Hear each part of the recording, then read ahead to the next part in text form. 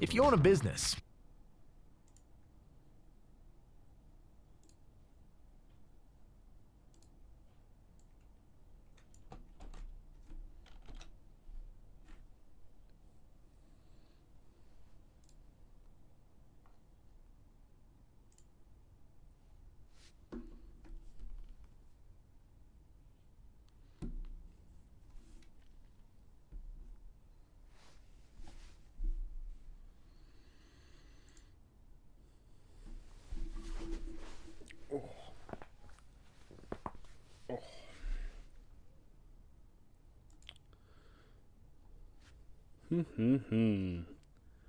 Humana, humana, humana.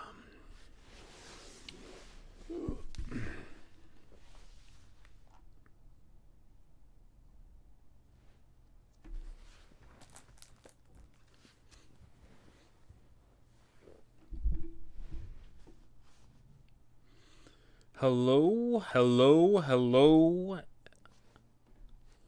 How is it going? Is my voice coming in? OBS says it is, but you can never trust technology. I can only trust the dear and, dare I say, special viewers.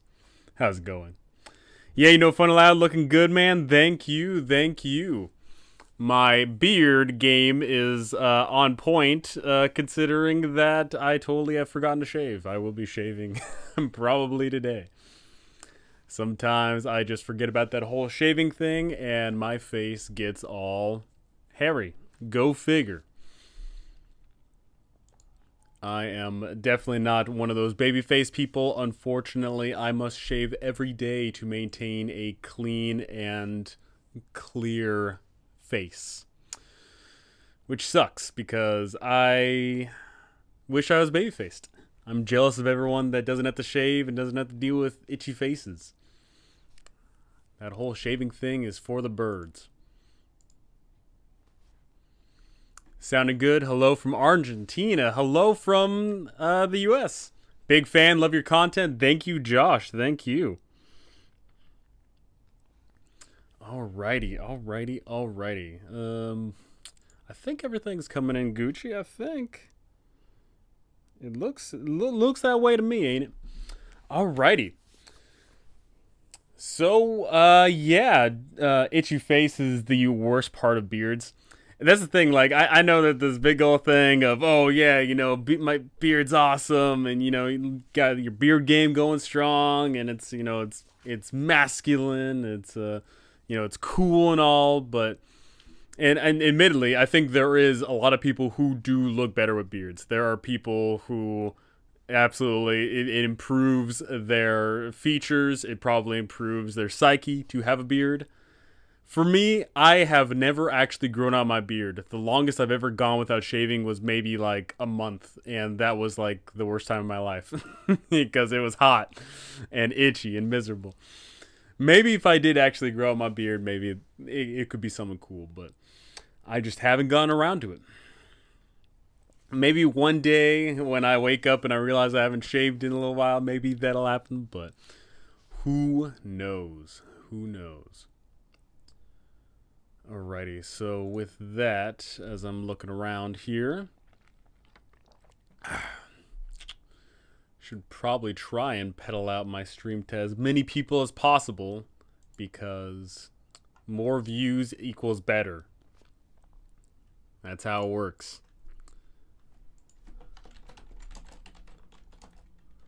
Come on by and ask your burning D&D questions.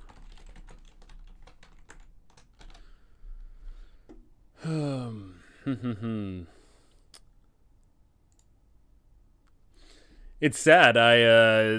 So yesterday there was the big old, you know, April Fool's thing, and several people, I saw this from several YouTubers. Several YouTubers put out videos on, oh yeah, I'm quitting, or I'm giving up, or, you know, this and that. And while admittedly all of them were just, you know, April Fool's videos, the sad part is that all of them were coming from a place of truth. Every single one of them had in their video at some point saying, oh, you know, the analytics are too hard to keep up with, oh, the the meta of, keep doing thumbnails, or, if you put out a video and it's not your number one video, then your channel actually starts like losing views and losing subs and stuff. And it is oppressive. YouTube is not a consumer-friendly environment. YouTube is a machine that is getting you to pump out your best content. Now, the sad part about that is YouTube doesn't like you being creative. And what do I mean by that? YouTube likes it when you do the guaranteed thing that works. So let's say you are a Minecraft YouTuber and you've been covering Minecraft, and you cover the next Minecraft video and it's baller. You cover another Minecraft video and it's baller. But what happens when you want to step out of that comfort zone? If you're that Minecraft YouTuber and you want to cover a JRPG like Persona or Elden Ring, I guess, whatever, YouTube is not going to like you stepping out of your field. YouTube will not only discourage that, but unfortunately you're going to get punished for doing that. And that sucks. I've seen that with a lot of people. Is you basically get forced along this track of, oh hey, you stepped into YouTube, your niche is this, you're not allowed to step out of your niche. And that actually happens with a lot of your favorite D&D YouTubers or tabletop role-playing game YouTubers.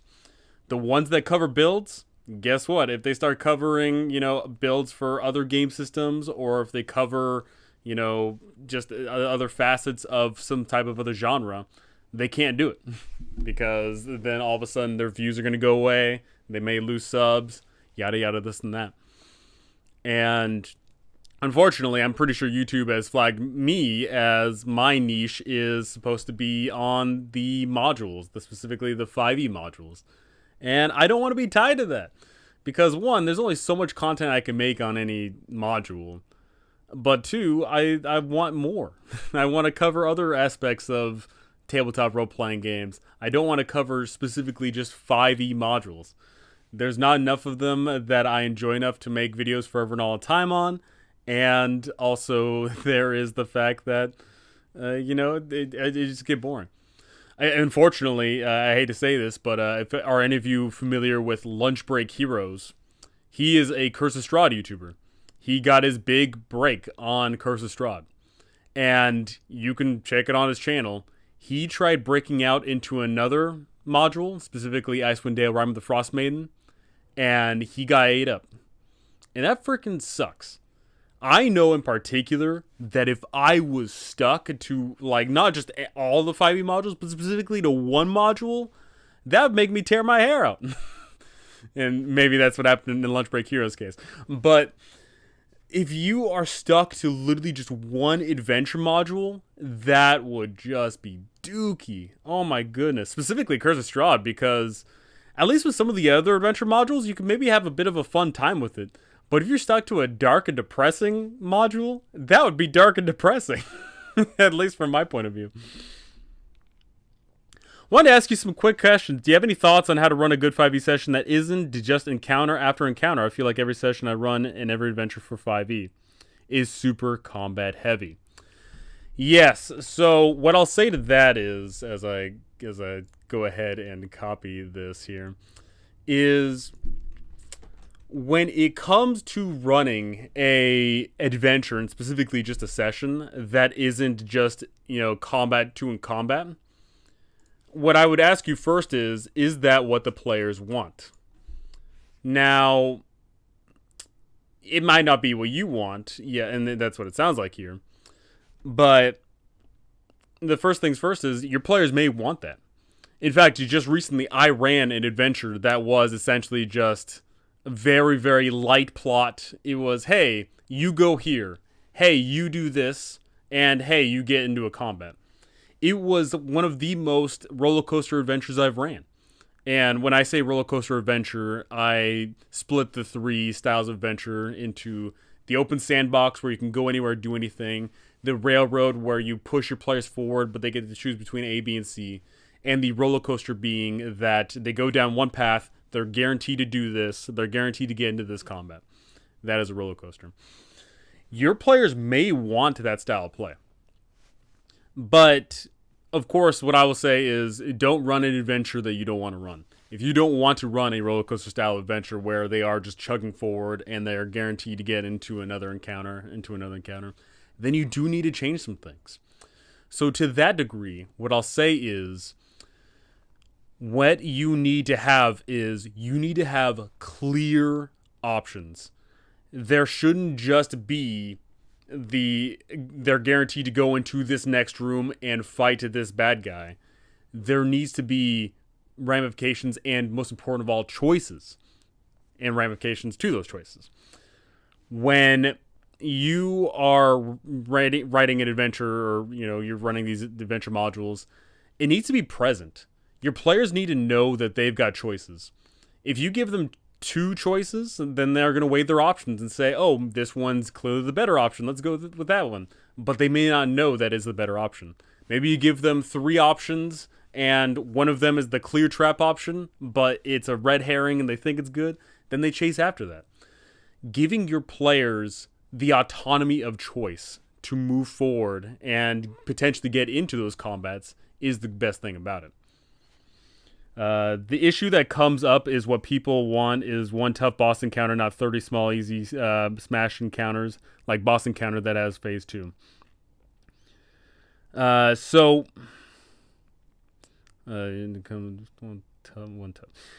what I'll say is 5e was not built around the idea that you get into one combat encounter a day. The game mechanics were not designed there for it. You are supposed to get into multiple combat encounters, or not necessarily just combat, but you're supposed to get into multiple encounters during the adventuring day. Because unfortunately, I see pretty much almost all games have devolved down into this now. You get into one combat encounter, you take a long rest, repeat process. And I'm here to tell you, if you have that game and you're running that game, unfortunately, that is going to be stale after some point. You do need to have a healthy variety. You do need to enforce the idea that your players are getting into multiple encounters in a day, or whatever rest system that you're using, because that draining of the resources over time leads to that fun interaction. If your players know that maybe 2, 3, maybe even 4 encounters from now they're gonna fight the big bad, then how are they gonna handle the combats before then? Are they gonna Nova the enemy down with their abilities so that they save on health? Are your players going to, take a few hits because they want to use their cantrips and not use their, special abilities? Those choices matter, and they're going to feel those choices matter. Unfortunately, if you run the game where you only get in one encounter a day, there is no choice. Because the only choice is that you have all your abilities, you use them all to supernova the enemy down, and then you rest and you repeat process. That's not a choice. That's just the game. So what I'll say to that is provide meaningful choices for your players. Provide a structure that allows them to choose the direction that they go in. Maybe they end up in the same place and they just don't know it, but give them either the choice or at least the illusion of choice. And also spread encounters out over the day that drain them of their resources or reward them for creative thinking. If you have let's say they're walking down the dungeon hallway and there's a clear spike trap. How do they go about handling that spike trap? Do they use a spell? Do they send the rogue down to try and finagle with it? Do they sit there and throw a rock at it?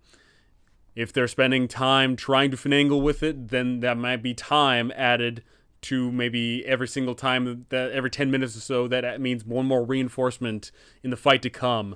Maybe that means that someone's sneaking up on them and is going to push them into the spike trap. Don't just think about presenting a little, encounter that's going to be meaningless, because all encounters have a meaning. It just may not be perfectly present to the players at that moment in time. Good insight, thank you. Question: I'm reading the Essential Kit for the first time. I don't understand about using the bonuses where it says you only have to use one, something similar with the potions of the same name. Alrighty, so let's take a look at what this is exactly here. Oh man, why isn't that? Oh, I see what I gotta do. I see what I gotta do to make this a to-do list here. Alrighty, I'm reading the Essential Kit for the first time. I don't understand about using the bonuses where it says that you only have to use one. Something similar with the potions of the same name. So I'd have to bring this up here, but when it comes to bonuses, that unfortunately D&D has a lot of vernacular that overlaps. Bonuses is a vernacular that overlaps quite a lot. So there was a lot of things that specifically say you get to add your bonus to proficiency. You get to add your bonus to your ability modifier. You get to add a arbitrary bonus based on some subsequent thing that they did earlier. Something similar with the potions of the same name. So that might be, once again, I'll have to take a look here in a second here. But that could be, like, if you give me an example, that'd be great. But that could be along the lines of, if it's a potion of strength, that gives you a bonus to your strength. If it is a potion of quickness, that would be bonus movement. Something along those lines. Once again, I will have to take a look in a brief second here.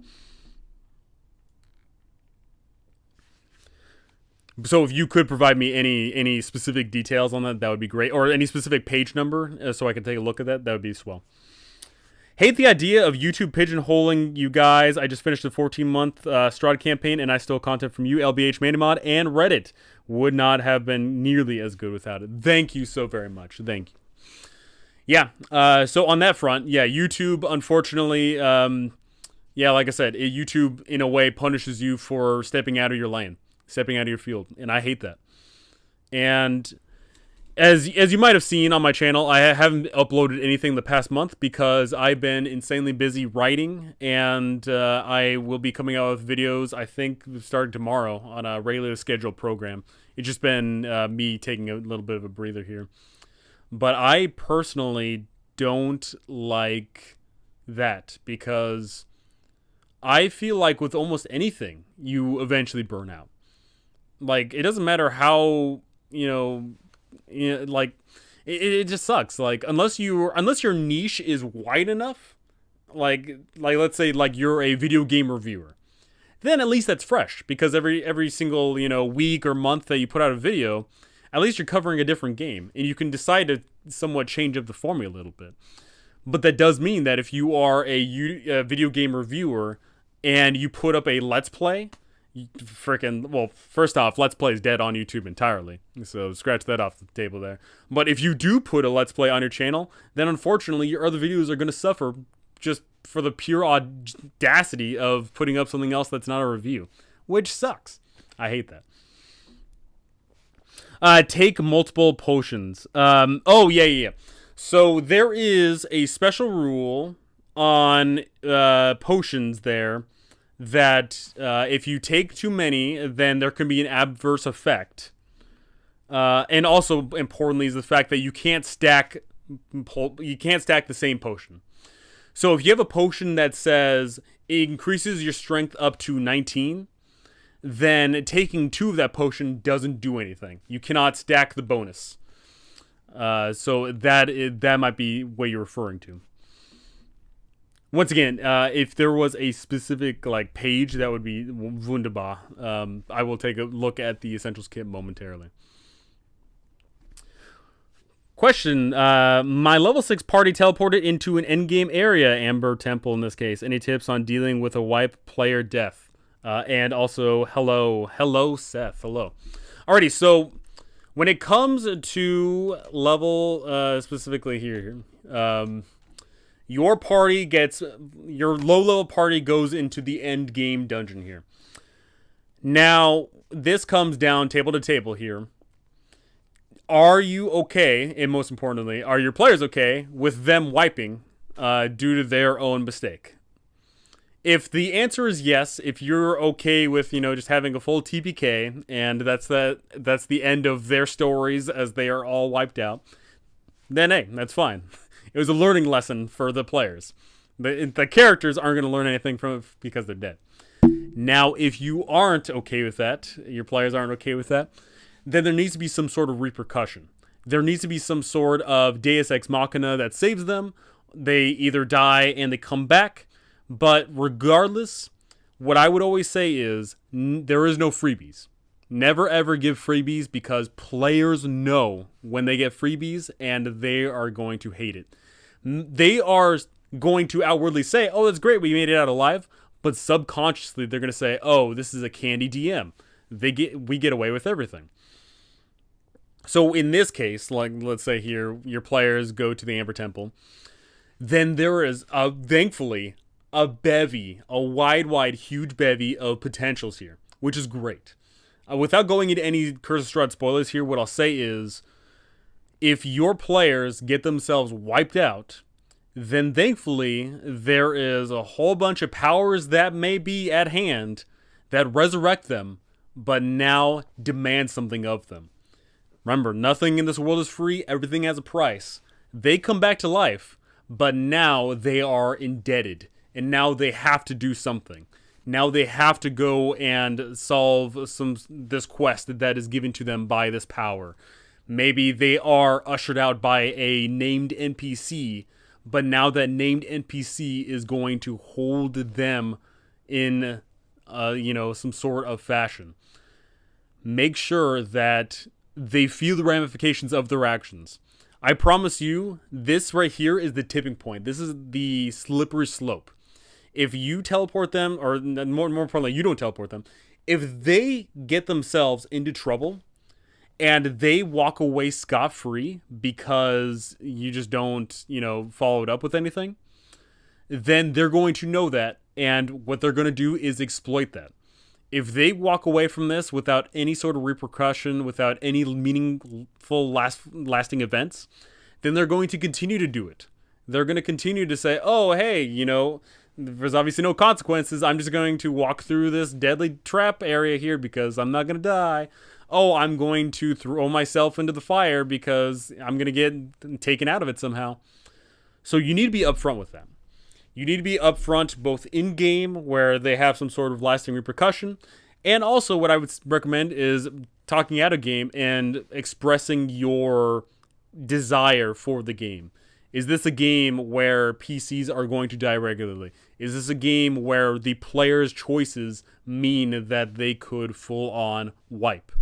And most important of all is, what happens after that? If there is a TBK, does that mean that the game no longer continues? Wrap it up? Does that mean that we throw in a whole bunch of new PCs into this game world and now they've got to pick up where this last group left off? How does that work? These are definitely things that you definitely want to step up and talk about with your players and figure all of that fun jazz out.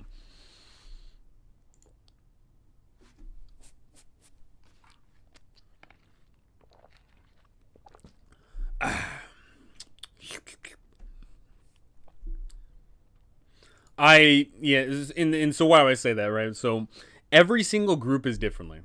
Every single group is different.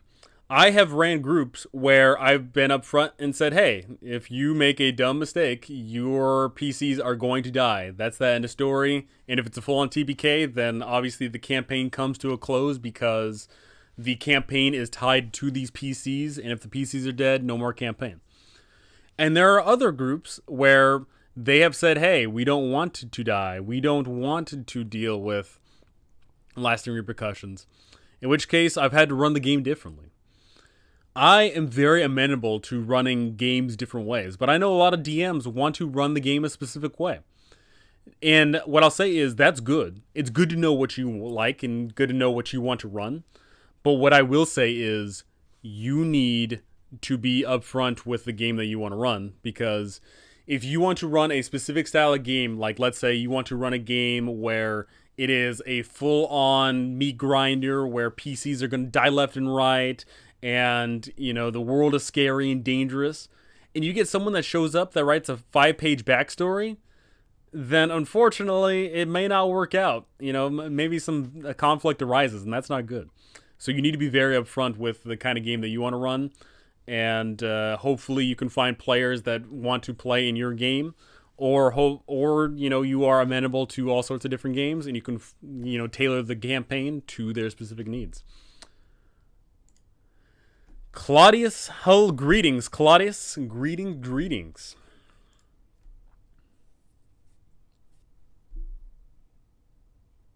Greetings, greetings. Just answering any and all questions anyone has about anything here. I mean, you can pretty much ask any question and I'll be down to answer. Just nothing too risque, hopefully. Hopefully.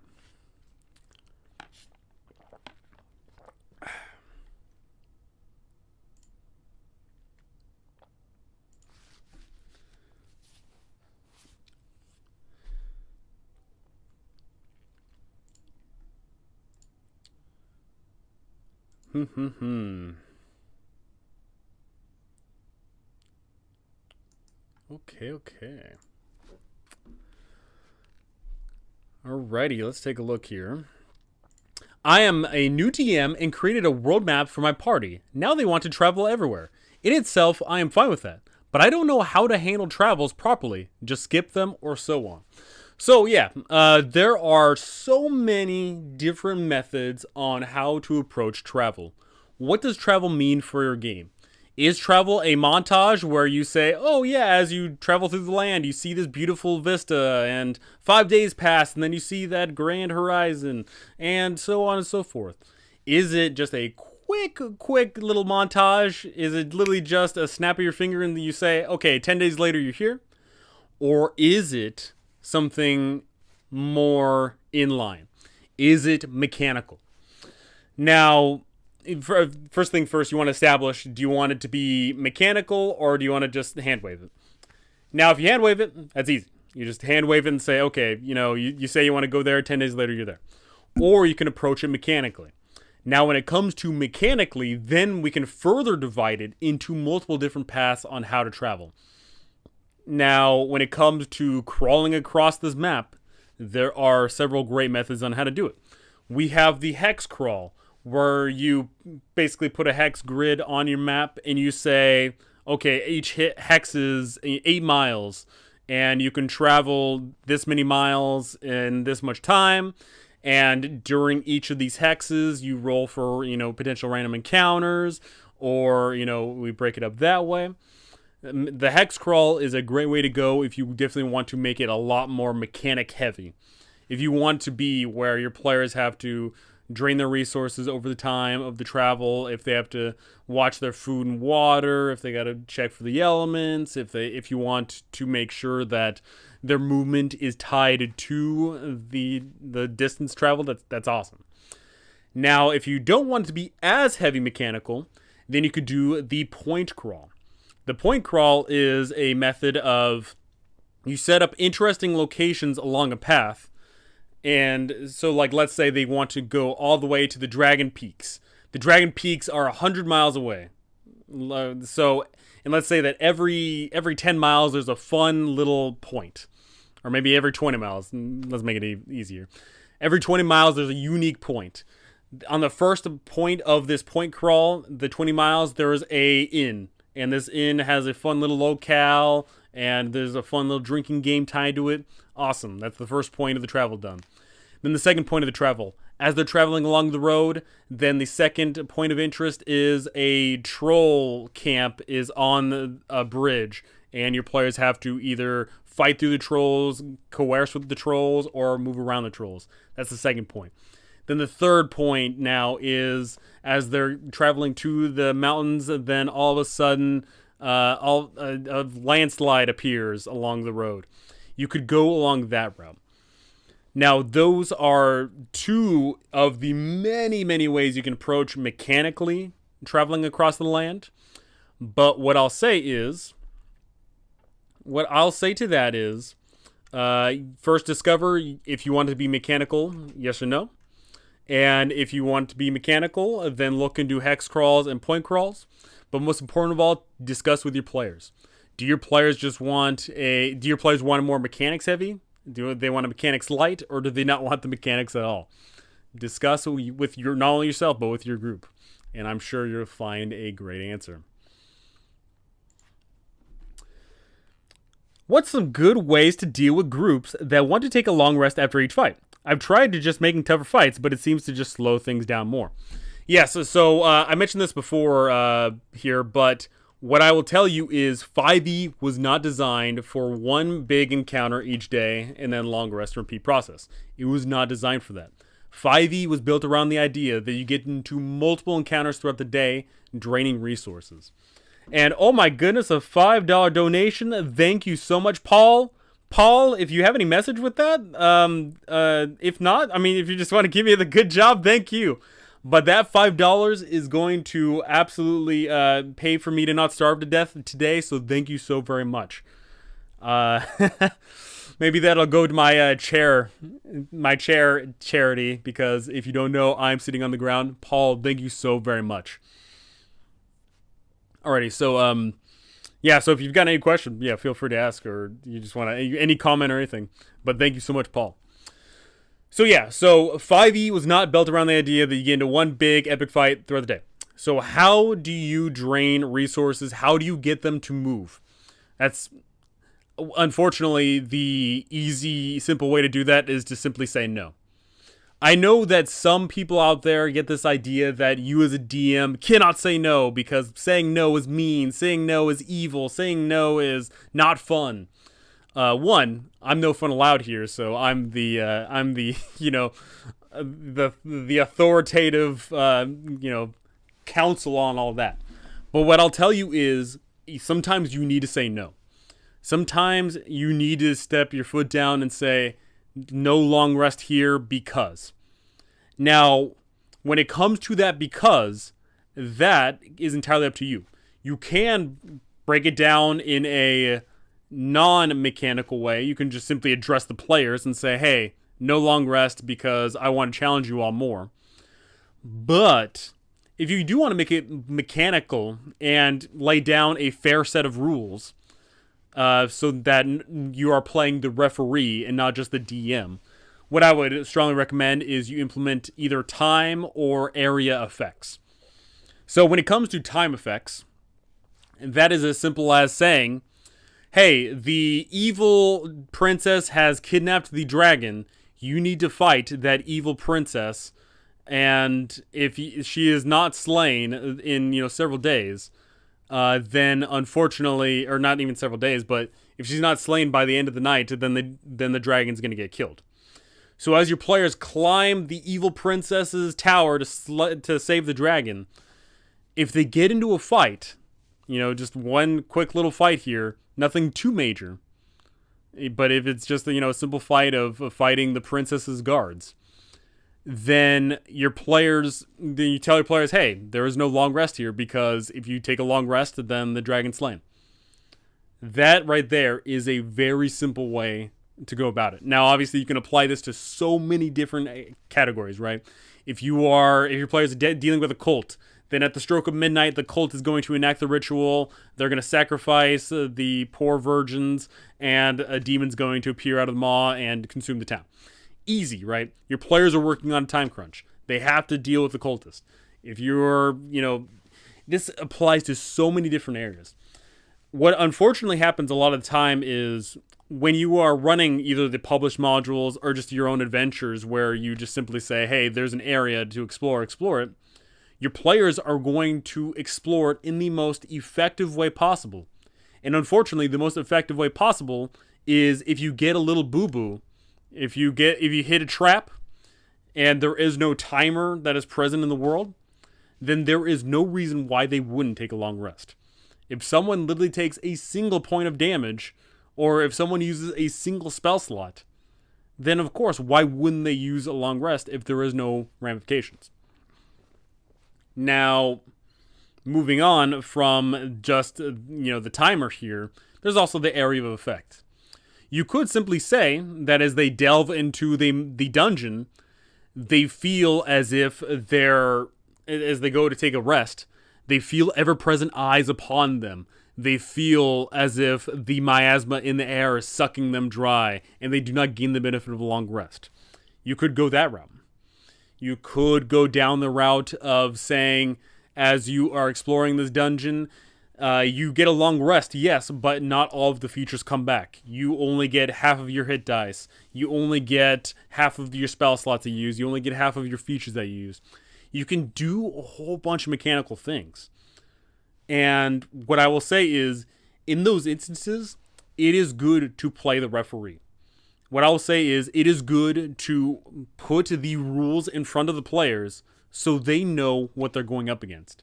Because I promise you, if you just spring up these arbitrary rules that feel like they come out of nowhere, then unfortunately it may feel like your players may feel like they're going up against a vindictive DM. Now, it is not vindictive. It is not vindictive DMing if you tell your players these are the rules at hand.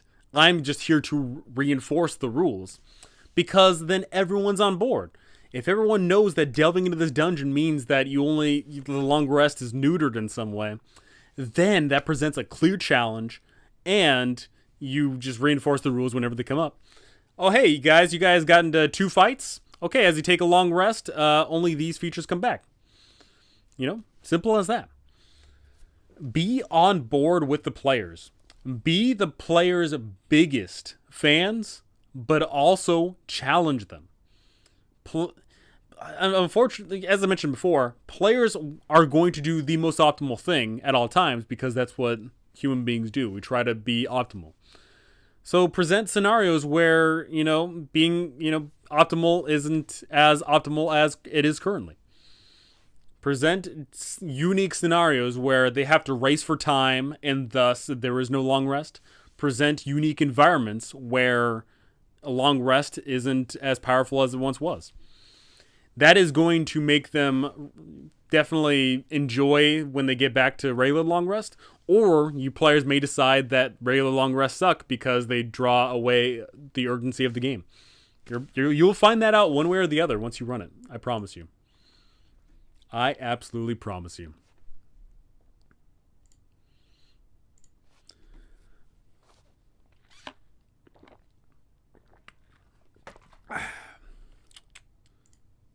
And speaking of that,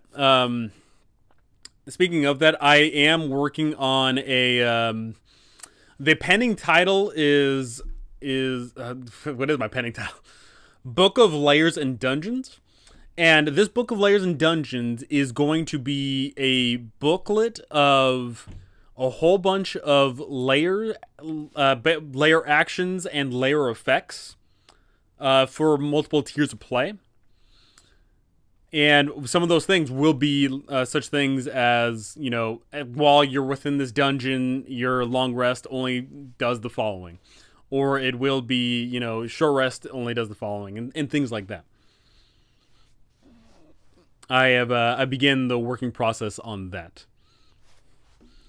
Hey, been watching your Curse of Strahd guides, and they've been incredibly helpful. Thank you, dumbass skaters. What a great name. Great name. Thank you.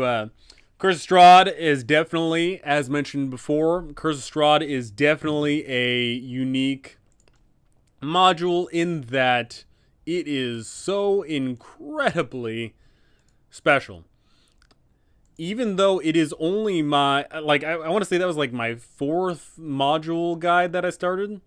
It's already one of my top viewed. In fact, I think it is actually my most viewed guide, because there's a lot, as you may very well know, Curse of Strahd is regarded as the best module, and whenever anybody ever shows up to D&D, they always get told either to run in the game of Curse of Strahd or run the Curse of Strahd module. But unfortunately, as written, I don't think it's actually that good for new players or new DMs. Actually, I take that back. No, I don't. I think Curse of Strahd is both bad for new players and new DMs. I think, from my personal, not only personal perspective, but personal viewing, I don't think it's that great. But that being said, I think it can be made to be great, and especially in the hands of experienced players or DMs. I think there's a lot of great things going on for it, and that's why I made the module guides, because there's just way too much in there, and I know a lot of people are getting some usefulness out of it because the numbers show. Alrighty. Can I go through what prepping a session looks like? Okay. Let's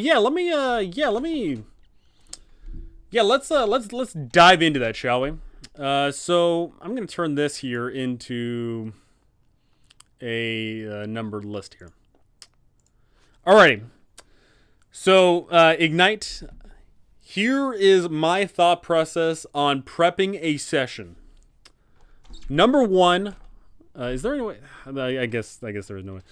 What happened last session? So, immediately before I get into what's going on this very session, I first think, okay, what happened last session? All right, last session they went to that inn and they spoke to that tavern owner and then they got drunk. Okay, cool. What else did they do? Oh yeah, they pissed off the blacksmith. Ooh, once you start really remembering, and also what I always recommend is write down, have a session recap of every single session that you do. Whenever I get done with any session that I run, I always write up a few paragraph summary of what happened. Once you start looking at what happened last session, then you can move into number 2 here of where are they going. So this is a little bit abstract here, but where are they going, right? This could be as simple as they are going to, they're going to the next tavern to go drink there, or it could be as grandiose as, okay, they are along this line in the quest. They are at part 3 of the quest, and part 2 was them being told that they need to get the Holy Reliquary, and the Holy Reliquary is in the Cave of Martyrs. So where are they going? They're going to the Cave of Martyrs. Cool. So first establish what happened last session. Now establish where are they going based on the previous knowledge. Now, unfortunately, what I end up seeing a lot is, a lot of people always say, hey, my players don't know where they are going. In which case, what I am here to tell you is, don't prep for something that isn't going to come to fruition. So if they do not know where they are going, because based on the last session, it ended on, some note where they got no idea where they're going next, then I would ask my players, not the PCs, not the characters, but I would ask the players, hey, where do you guys want to go next? And that is your homework immediately. I need to know within a few days where are you going so that I can better prep it. So they discuss amongst each other, oh, hey, we actually got a rumor a few sessions ago about that one dungeon. Maybe we go check that out. Oh, but instead of that, what if we go to the church and go investigate that guy who we got told is a devil? And then, so on and so forth. Once they solidify their idea of where they are going, then you action on. Because it always feels, because what I would also further tack onto this is, if they tell you that they are going to do something, they're going to do it. There is no last minute take backsies. Unfortunately, that does mean that there is going to be some times where, your players tell you that they're going to go to the church to investigate the devil man. And then when the session starts, they say, how about instead we go, somewhere else? Then you say, no, you have to put your foot down. If you only prepped for the thing that they told you that they were going to do, and then they, subvert that, then either one, you just improv, or two, what I recommend is don't run something that you're not fully prepped on. Make sure that you are going to make them stick to what they did. So then number 3 appears. Okay, so we get what happened last session, where are they going? Now we discuss what is going on. What are they going to do? And what will they learn? So moving on to number 3 here. What are they going to do? And what will they learn? So where are they going? They're going to the church to just, find out what the deal with the devil is. They go there, and what is going on? How do you imagine your players are going to interact with it? Your players are, of course, crazy people. They're going to do all sorts of stupid stuff, but you expect that, right? You create a fun little sandbox of this church. Okay, there's the undercroft, there is the clergy, there is a devil amongst their ranks, there's a mimic amongst their ranks, but the rest are perfectly fine, except for that one guy who's a blasphemer. So you create this fun little sandbox of, okay, what are they going to do? They're going to talk with these people. They're going to explore around the church. And most important of all, you're going to, have everything prepped on what will they learn. Will they learn about the devil amongst the people in the church? Will they learn about the blasphemer? Will they learn about the mimic or the undercroft with undead floating around here? What are they going to learn? So, are they going to learn all that? Now, there's two things that they're going to learn. They're either going to learn about something that's going to be permanent immediately, like if they learn about the devil, then they're going to go fight the devil. But there's the two of what will they learn about the campaign at hand? Are they going to learn more that's going to pertain later down the line? It's always great to seed elements of your grand adventure in the course of a small adventure. So do it. Make sure that, if you've got a grand campaign going on, seed small elements of the campaign they're in. Make it so that it's organic, that they're learning more. And lastly here for number 4, what I would recommend is where does it lead to? So, your players, they go to the church, they fight the devil, they learn that there's a greater conspiracy in the greater part of the church. Where does it lead to? It leads your players to the mega church, the Joel Osteen church, where there's the super devil. Where does it lead to? Your players are going to go to an adventure site, they're going to adventure, and that adventure site is going to lead them to further adventure. Maybe it does lead them back to town because your players got a whole bunch of gold, a whole bunch of swag, and they're going to spend that gold. That is the adventure, right? Where does it lead them to? It leads them to the tavern to blow all their gold. It leads them to the magic shop. It leads them to somewhere. But discover, where is it going to lead them to? Maybe it leads them to all these places. Give them these leads. Give them these ideas to adventure because they're going to want to take them. And that's my general thought process on prepping a session. I immediately look at the previous session. I look to where they're going. I look at what they're going to do, what they're going to learn, and where does it lead to next. I should put that down next. And once I have all that in hand, then I know that the session is going to be Gucci. Now, also very importantly is something to discuss is do not prep everything. Because quite frankly, your players are going to ruin everything. There's no way you can prep for everything. You are one human being going up against, and when I say going up against, I don't mean that adversarially, but you are going up against, a hive mind. Just unless your players have an insanely low IQ and your big wrinkle brain, unfortunately, their IQ points are going to total up more than yours. So don't prep for everything. Make sure that you allow for that flexibility. Your players are going to do random things, so just roll with the punches. Prep as much as you can. Prep as much as you like. But don't try to prep, 50 sessions from now. Don't try to prep maybe even 5 sessions from now because you don't know. Your players may get fixated on something else. Your players may do a thing and I decide to roll with that idea more. Or because you think it's better, or you think it's going to be more interesting, or whatever. Just roll with the punches, prep the best session that you can prep for your players, and trust that your players are going to enact an adventure that is well worth adventuring. And that is my thought process on prepping a session.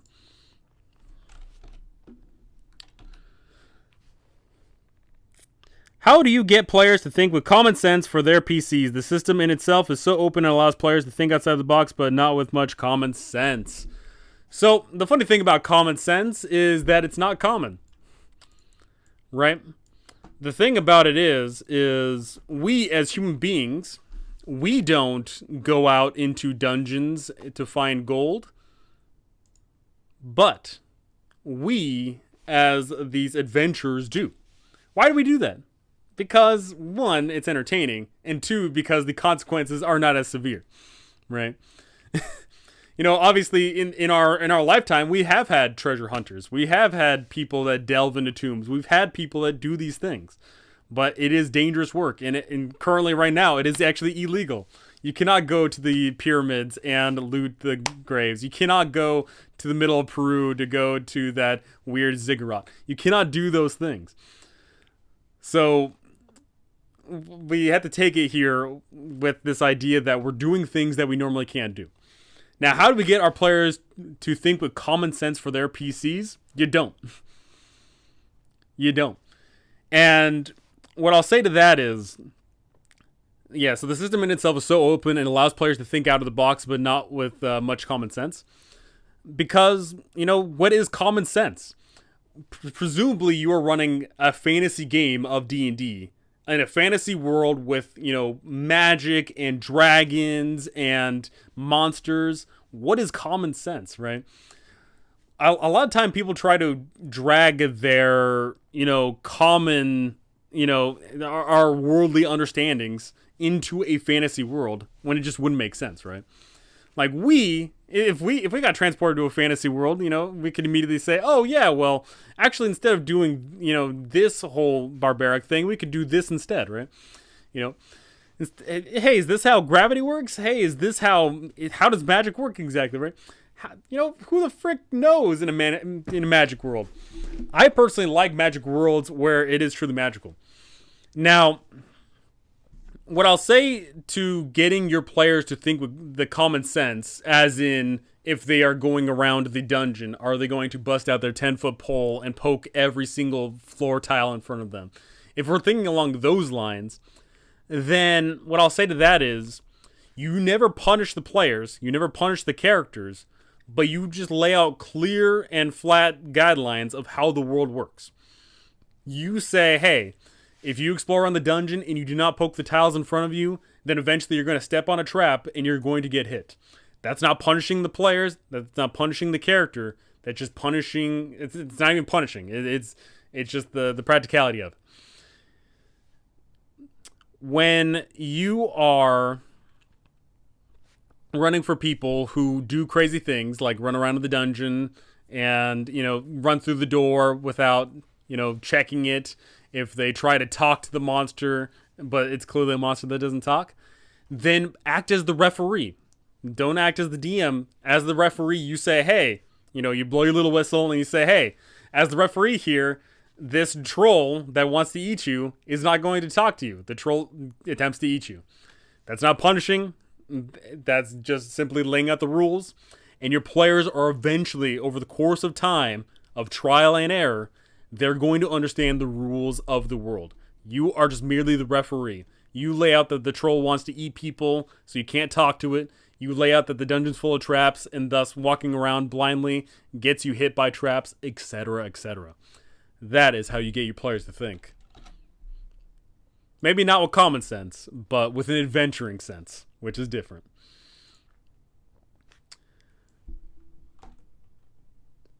Alrighty, Von Pepper, how is it going? Any ideas for a good inspiration for a Western campaign?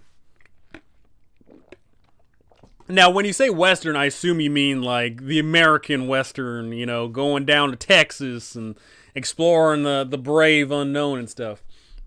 So one idea I like for a Western campaign is the idea of being the first settlers, of basically being put in charge of a large caravan. So there is not only, regular people, everyday commoners, but there's also, the brave fighting soldiers or whatever. And it's about braving the unknown. It's about going into a world that no one's, air quote, no one has ever seen before. About braving mountains and terrains that people have not seen before. About going up against unique monsters that no one has ever seen before. And that's the key part of it. Something that people have never seen before. And when I say never, I mean specifically your group of people. It's about these frontiersmen who are stepping into something that hasn't been recorded by the world. Maybe there is some indigenous peoples there, and, that's part of it, and that's perfectly fine and awesome. But specifically, for the instances of this Western campaign, you are these people that are moving out to explore the unexplored. Have everything be unique. Don't just lay out the standard bog monsters, the standard bog environments. Make things fresh, make things unique. Have them explore the mushroom, mountain. Have them explore around the swampy cave in the mountain. Have them explore around a random ice field in the middle of the summer. Have them explore these random things. That is right there, I think, a very interesting way to approach a Western. Awesome. Thank you very much. No problem, Ignite. Hey, NFA, just want to say I love your videos. Your in-depth looks at the campaigns have helped me DM many, many times. Currently prepping TOA. Keep up all the great work. I will certainly try to and will do. If you've noticed, I haven't published anything like the last month, but I've been incredibly busy writing. I will be publishing videos, I believe, starting tomorrow.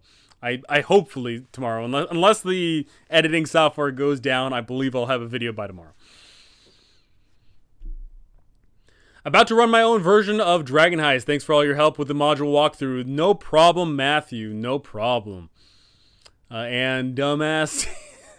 God dang. your name is just fantastic. Dumbass Skateers. Thank you. Jen, sup. Sup, Jen. Sup.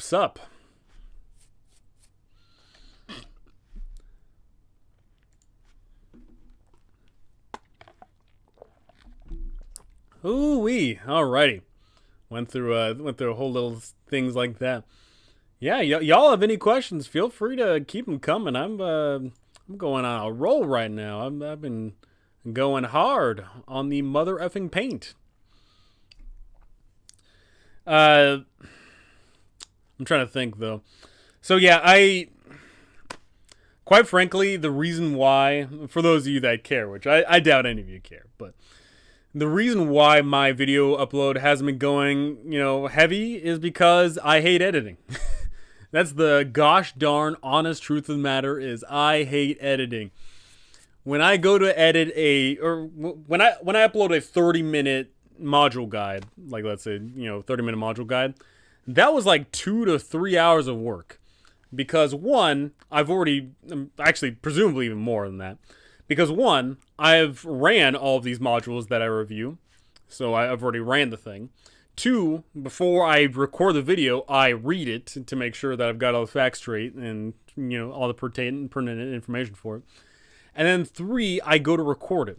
Now, when I go to record a 30-minute video, that is probably anywhere between 40 to 60 minutes of recording. Because one, in between the lines or whatever, like I don't write my scripts for those, but like in between lines, I'll be like, just making sure, triple checking everything, or maybe I'll flub a line and I've got to redo it again. So it's just quite a lot. And then I go to edit it, and then editing something takes nearly as long as essentially, recording it. So it's just a lot of work. And I hate editing so much. I know some people actually enjoy editing. I know a lot of people do. Some of my other YouTuber contemporaries actually have stated that they like editing. I personally don't. I would much rather record it and hand it off to somebody else. But unfortunately, I'm poor and cannot afford an editor. Maybe someday, but not today. This Western campaign is actually JoJo inspired. If you've seen the show, got any ideas for stands? Man. So yes, I have watched the bejesus out of JoJo. I'll tag this on with your question here. So, man, stands. There is so many stands. The thing about stands is they can be anything, right? Like they can be like abstract ideas of, removing gravity or making things go faster or, making things be perceived differently. So like, I guess one quick little stand here would be like a mimic stand that basically, mimics someone. So if the party is moving around, then all of a sudden, like instead of it being the person, it's now the stand that's like with the party, right? Very little quick thinking there, but things like that. other stands that make the environment colder, stands that make the environment harder. Uh, God dang, there's so many ways you can spin stands. I would have to honestly sit down and like come up with some ideas for stands, but they can be anything really. Like you can do so much with them.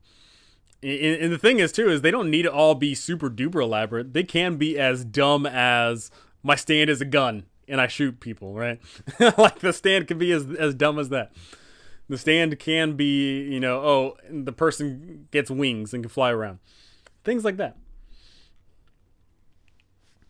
I am planning on making a demiplane of dread thanks to Van Richten's guide. Love that book. An icy realm ruled by my reborn sorceress fighter. She hates her neighbor's god.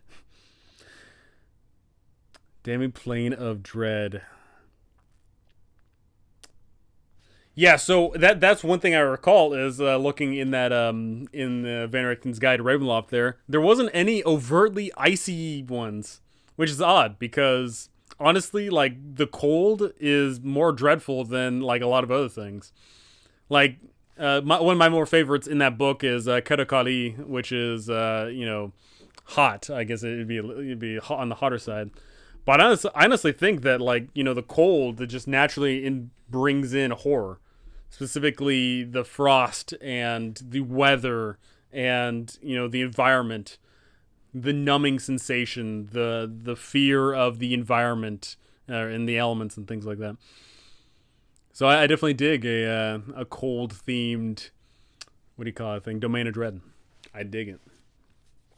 I wrote a Domain of Dread and I published it, which is Confectionia, a Domain of Dreadful Delights, which is a it's a, what do you call it thing? It's a Candyland themed domain of dread. And I did plan on writing some other ones, but then I got wrapped up in writing a whole bunch of other stuff for other people, and I never got around to writing up any of the other domains of dread that I wanted to. But maybe if I ever get any free time, I'll write back for those. Perhaps. Actually, that gives me an idea for another project that I'm working on. So I'll write that down real quick.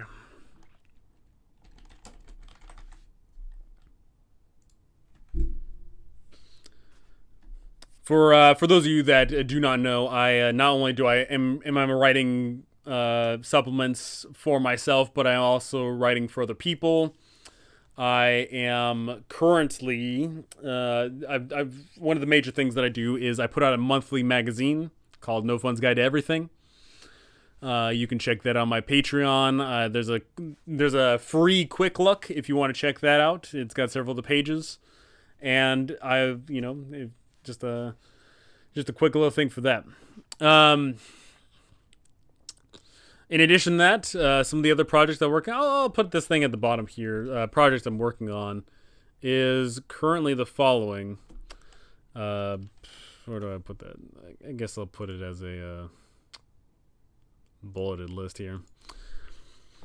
NFA's Guide, Volume 4, Jungles.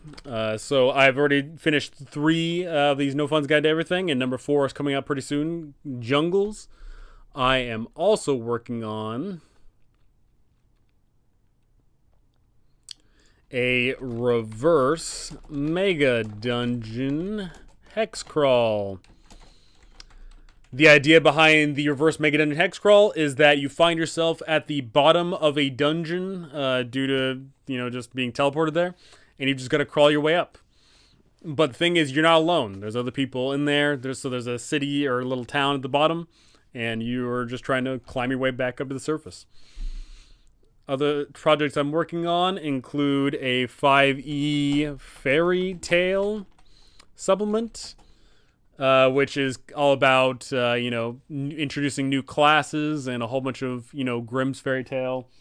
Speaking of, got some inspiration here. Grimm's fairy tale style monsters and adventure quest and things like that. Oh, God. Hitting the mic there. Other things I'm working on include, if I could,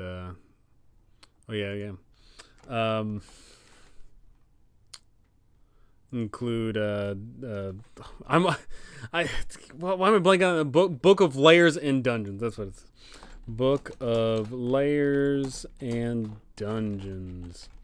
That one is going to be all about introducing layer effects and layer abilities and a whole bunch of that fun jazz for you to slot into your campaigns and games. So look forward to all of that.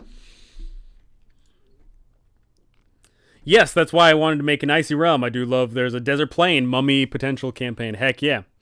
Got any ideas for a big man rhymes? Players got a bag of holding, and I'm planning on introducing the rumor of the children in the Velaki orphanage. Big man. Man, what would be a good Curse of Strahd creepy nursery rhyme? Oh man, God dang. I'd have to think about this for a second here, but there is definitely some creepy nursery rhymes you can do with Bagman, for sure. Oh, man. I feel like one coming out on the tip of my tongue right now. Um,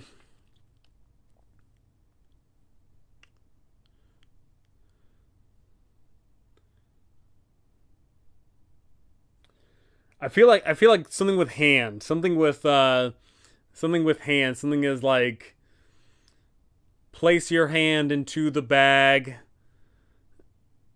then it's gone, and then you're sad.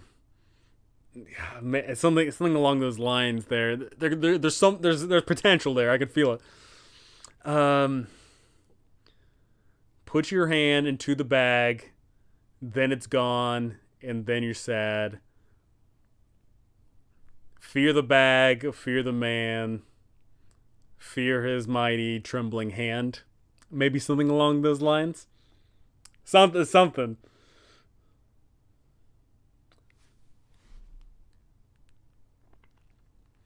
What do you think of Wizards of the Coast getting rid of race differences in Tasha's? Personally, I hate it. If an orc gets a +2 intelligence, then race is entirely irrelevant. So, I have made this prediction.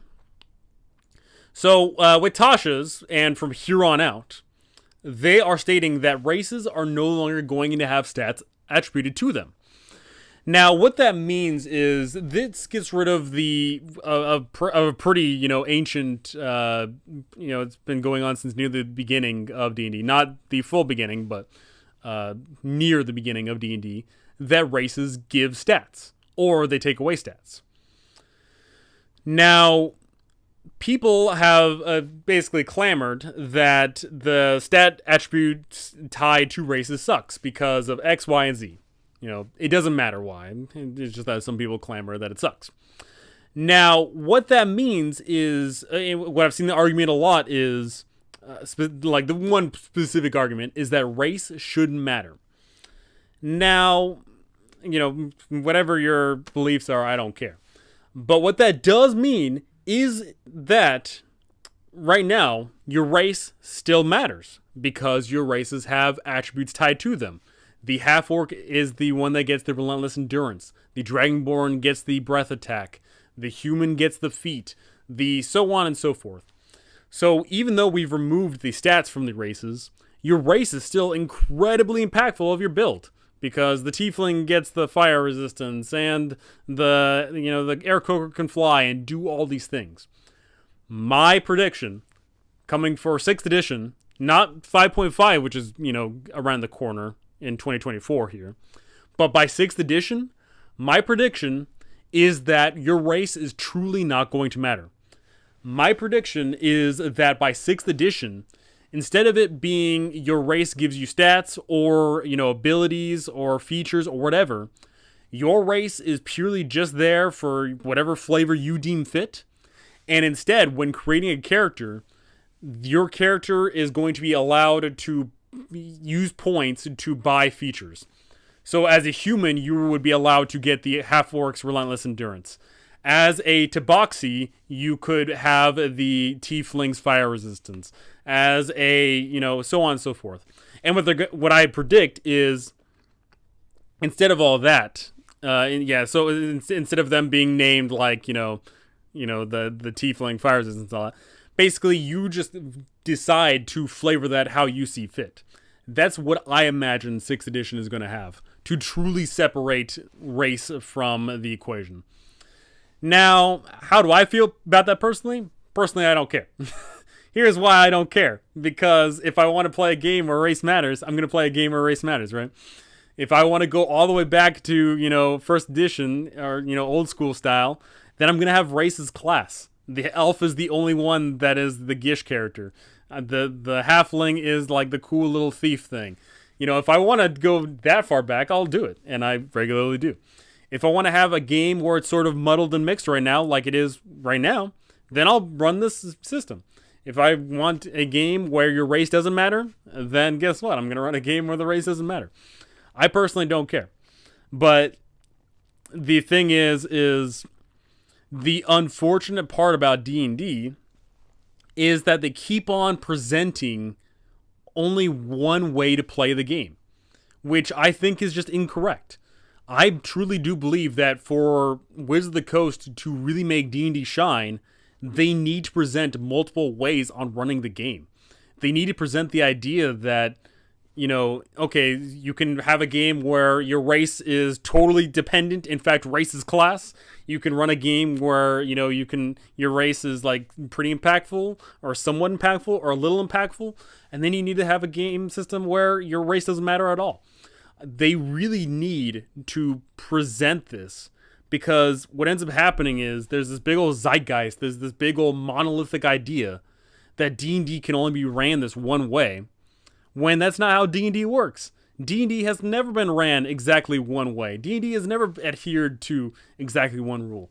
But people that, and specifically newer people to the hobby, they think that way. Because why wouldn't they, right? When you think about a video game, there's only one way to play that video game, right? When you go play sports, there's only one way to play that sport. But with D&D can be so many different things. You can have the tiefling be a specific class that no other person can ever be a class like the tiefling because the tiefling's unique. Or you can have the game where the tiefling doesn't have fire resistance because you didn't pick that as one of your beginning, racial stats or whatever. And it's not even going to be called racial by 6th edition, by the way. It's going to be called something else. It's going to be like character proficiencies and character features and stuff like that. They need to present this, but they're just like skirting the lines here and there. They're just like, just they need, because they need to. And it's unfortunate because, so many times I get people new to the hobby and they think a certain way, and unfortunately they think specifically a very narrow way. When D&D is not narrow. D&D is as wide and as varied as you make it. Why narrow it down? Make it as wide as possible. As my thinking. As my philosophy. The woman in her shoe, it's a pretty dark rhyme. Spitting bars here. Be tempted to get a treat. He may be nice and sweet, but do mind his face, for something you will have will no longer be in its place. Creepy. No race differences kills immersion and player choice. If race is entirely aesthetic, then everyone might as well be human. Wizards of the Coast is telling me that orcs aren't stronger than your average human. I mean, yeah. Like, once again, some people are arguing the idea of like, your fantasy race doesn't matter. Which implies that the 2-foot gnome is in fact can be stronger than the 8-foot Goliath. That's what race no longer mattering says, right? And I personally do like when, there is some asymmetry to the game. I personally like when, the orc gets a feature that no one else gets. I like when the human gets a feature no one gets. I like those things personally. But I know that in the future, it's going to be wiped away. And when I say wiped away, it's not gone, of course. It's going to be there. You choose to put that in the game or not. You as a DM, you as a human being who can rub two brain cells together, you can put that in the game yourself, right? You can decide what is the game or what isn't the game. Make sure that, you run the game that you want to run. Make sure that you play in the game that you want to play in. Don't subject yourself to a game that you don't want to run. Don't subject yourself to a game that you don't want to play in. Simple as that. As mentioned before, I personally dig Classes Race. I love it. I think it's really, unique because you've got these lame old humans and the human's the fighter or the magic user or the thief, whatever. But guess what? You know that half orc? That half orc, oh man, they're like a sort of like a thief that is, strong. Oh, that good old tiefling there? They're like a magic user, but they can do things that the magic user can't do. I love that stuff. But I know that a lot of people don't. So it is what it is. It is what it is.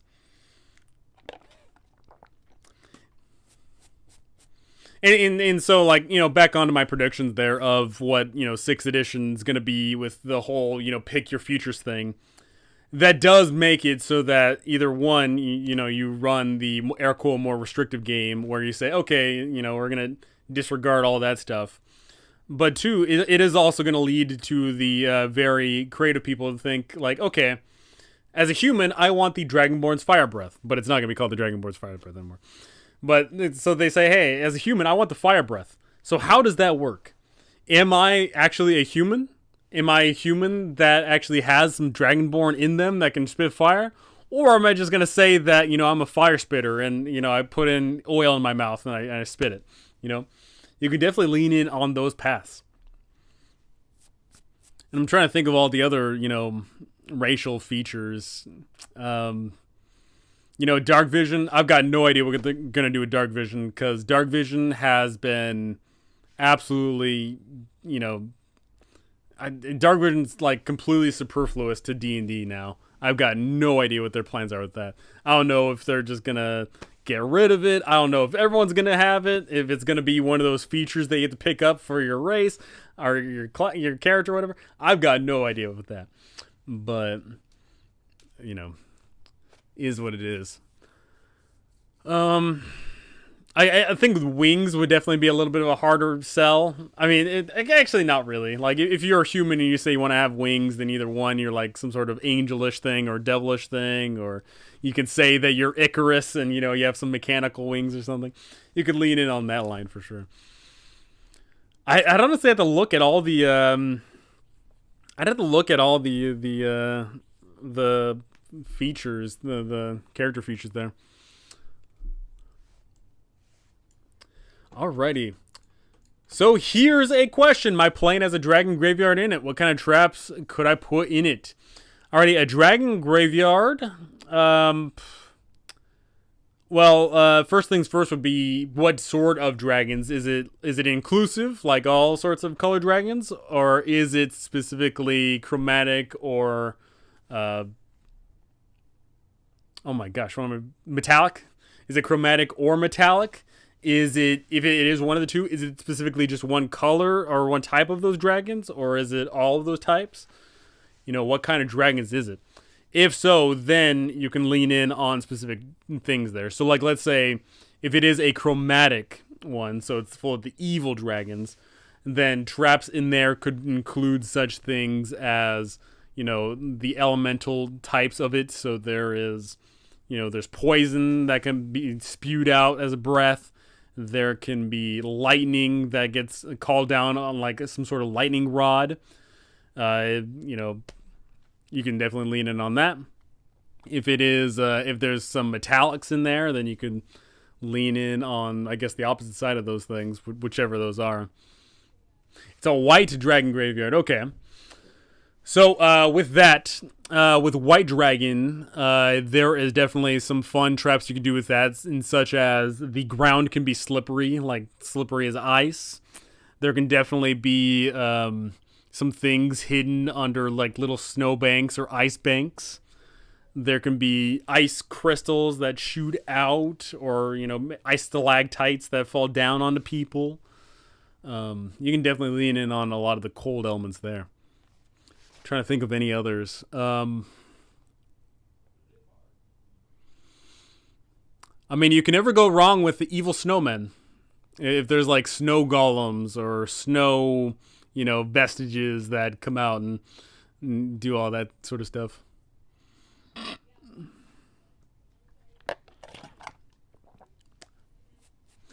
Wizards of the Coast seems to be trying to get rid of any problematic parts of D&D, like how they were printed Curse Strahd because Vistani used gypsy stereotypes. New Vistani are boring and it significantly worsens the game.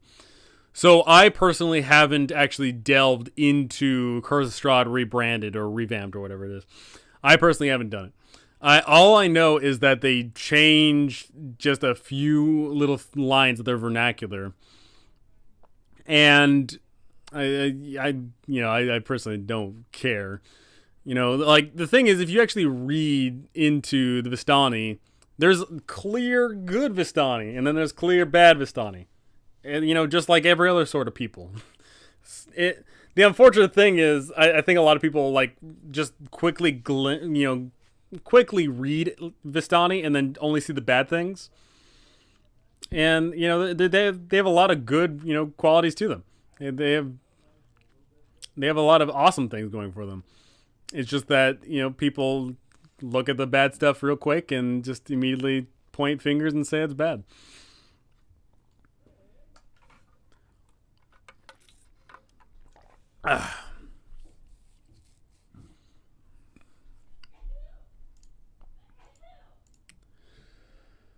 Oh man, oh man, oh me, oh my. What am I looking at? Okay. I need to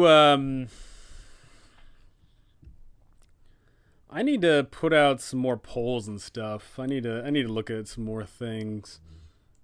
Hi, Trevor. Nice to see you live again. Hi, how to D&D. It's nice to see that you're alive. I want to put out a poll on and just like ask around about Kickstarters, because for those of you that have not been paying attention, D&D, and not just D&D but also just the tabletop role-playing sphere, Kickstarters have been killing it.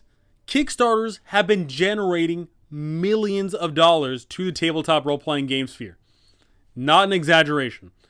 Millions. Maybe in some cases it is in fact on individual like products, but just quite frankly, if you look at Kickstarter and look at a whole bunch of things for not just D&D but other sorts of things like Old School and Pathfinder and a whole bunch of other things like that, Kickstarter has been wunderbar. Kickstarter has been absolutely dominating. And that's given me hope, because I'm going to be putting my products on Kickstarter to try and get them funded. I'm really looking forward to that. I'm not banking on earning $1 million, of course, but even a little bit helps. A little bit goes a long way for people like me, people that are tiny, people that have no huge extra source of income, people that have no companies. But that does lead into something that I did want to discuss is, when it comes to things like the DM's Guild and Drive-Thru RPG and Kickstarter even, a lot of the time, unfortunately, it is not tiny little individual people that succeed. It's usually companies. Because guess what a group of people can do? A group of people can action in on more things. A group of people can buy more stuff. A group of people can, pay for advertisement. A company can do a lot more than just the individual. And that unfortunately happens quite a lot, is individual people get shut out a lot of times by these groups and conglomerates and stuff. So at some point, maybe I do have to either create a little organization or join one. But I definitely want to succeed in this realm of creating content, because I've got content that I'm creating right now, and I think it's well worth it, and I want to show it to people. But I need money. That's the sad, cold truth of the matter, is I need a tiny little money. And I'm not asking for anything major here. I'm not even asking for a chair. I'm just asking for rent to be paid. I'm asking for food in my stomach, and that's pretty much it. I don't need much. I really don't. I heard Wizards of the Coast next adventure is apparently not going to have any main conflict. How do you write a story without conflict? It was something Citadel, I believe. So much like so it's not a grand campaign. The Citadel, the Scarlet Citadel. Is it Scarlet Citadel or is it Radiant? It's Radiant Citadel. The Radiant Citadel is not a major campaign like all the other ones in the 5e lineup. It is, in fact, just a collection of 13 different little adventures. And these little adventures are going to be anywhere between 1 to 2 or 3 sessions each. And those do have conflict. It's just that the major scope of the thing is it's not a tied together campaign. They are 13 completely separate and unique adventures. But to that degree, what I will say is, so without conflict, how do you write a story without conflict? I would genuinely have to look around. I'd have to look to see if there's anything without conflict. I can't think of any sort of media off the top of my head that, that is a story that doesn't have conflict in it. But regardless, the conflict can easily be present there. Much like with Candle Key Mysteries, not having a centralized plot, not having a grandiose conflict, there was still the conflict, in each individual adventure, and those were fine. And you could easily tie them together if you're willing to do a little bit of elbow grease, right? So, I definitely think it's possible. Zero, hello there. I want to thank you for your amazing guides. They have helped me so much. Thank you, Zero. I am happy to help. Thoughts on Nightwalkers as a patron? Nightwalkers. Yeah, I mean, why not? Why not? Anything can be made a patron. Heck, maybe your players find themselves, they need a kobold patron. It's possible. A goblin patron. Shake it up a bit. As Nightwalkers in particular, they are, I think they can be very cool because they're spooky and mysterious. So you can definitely have a lot of fun with that. You can send your players off on weird quests and weird adventures and whatever else. Everybody needing muns. Isn't it just unfortunate that you have to do this whole working for a living thing?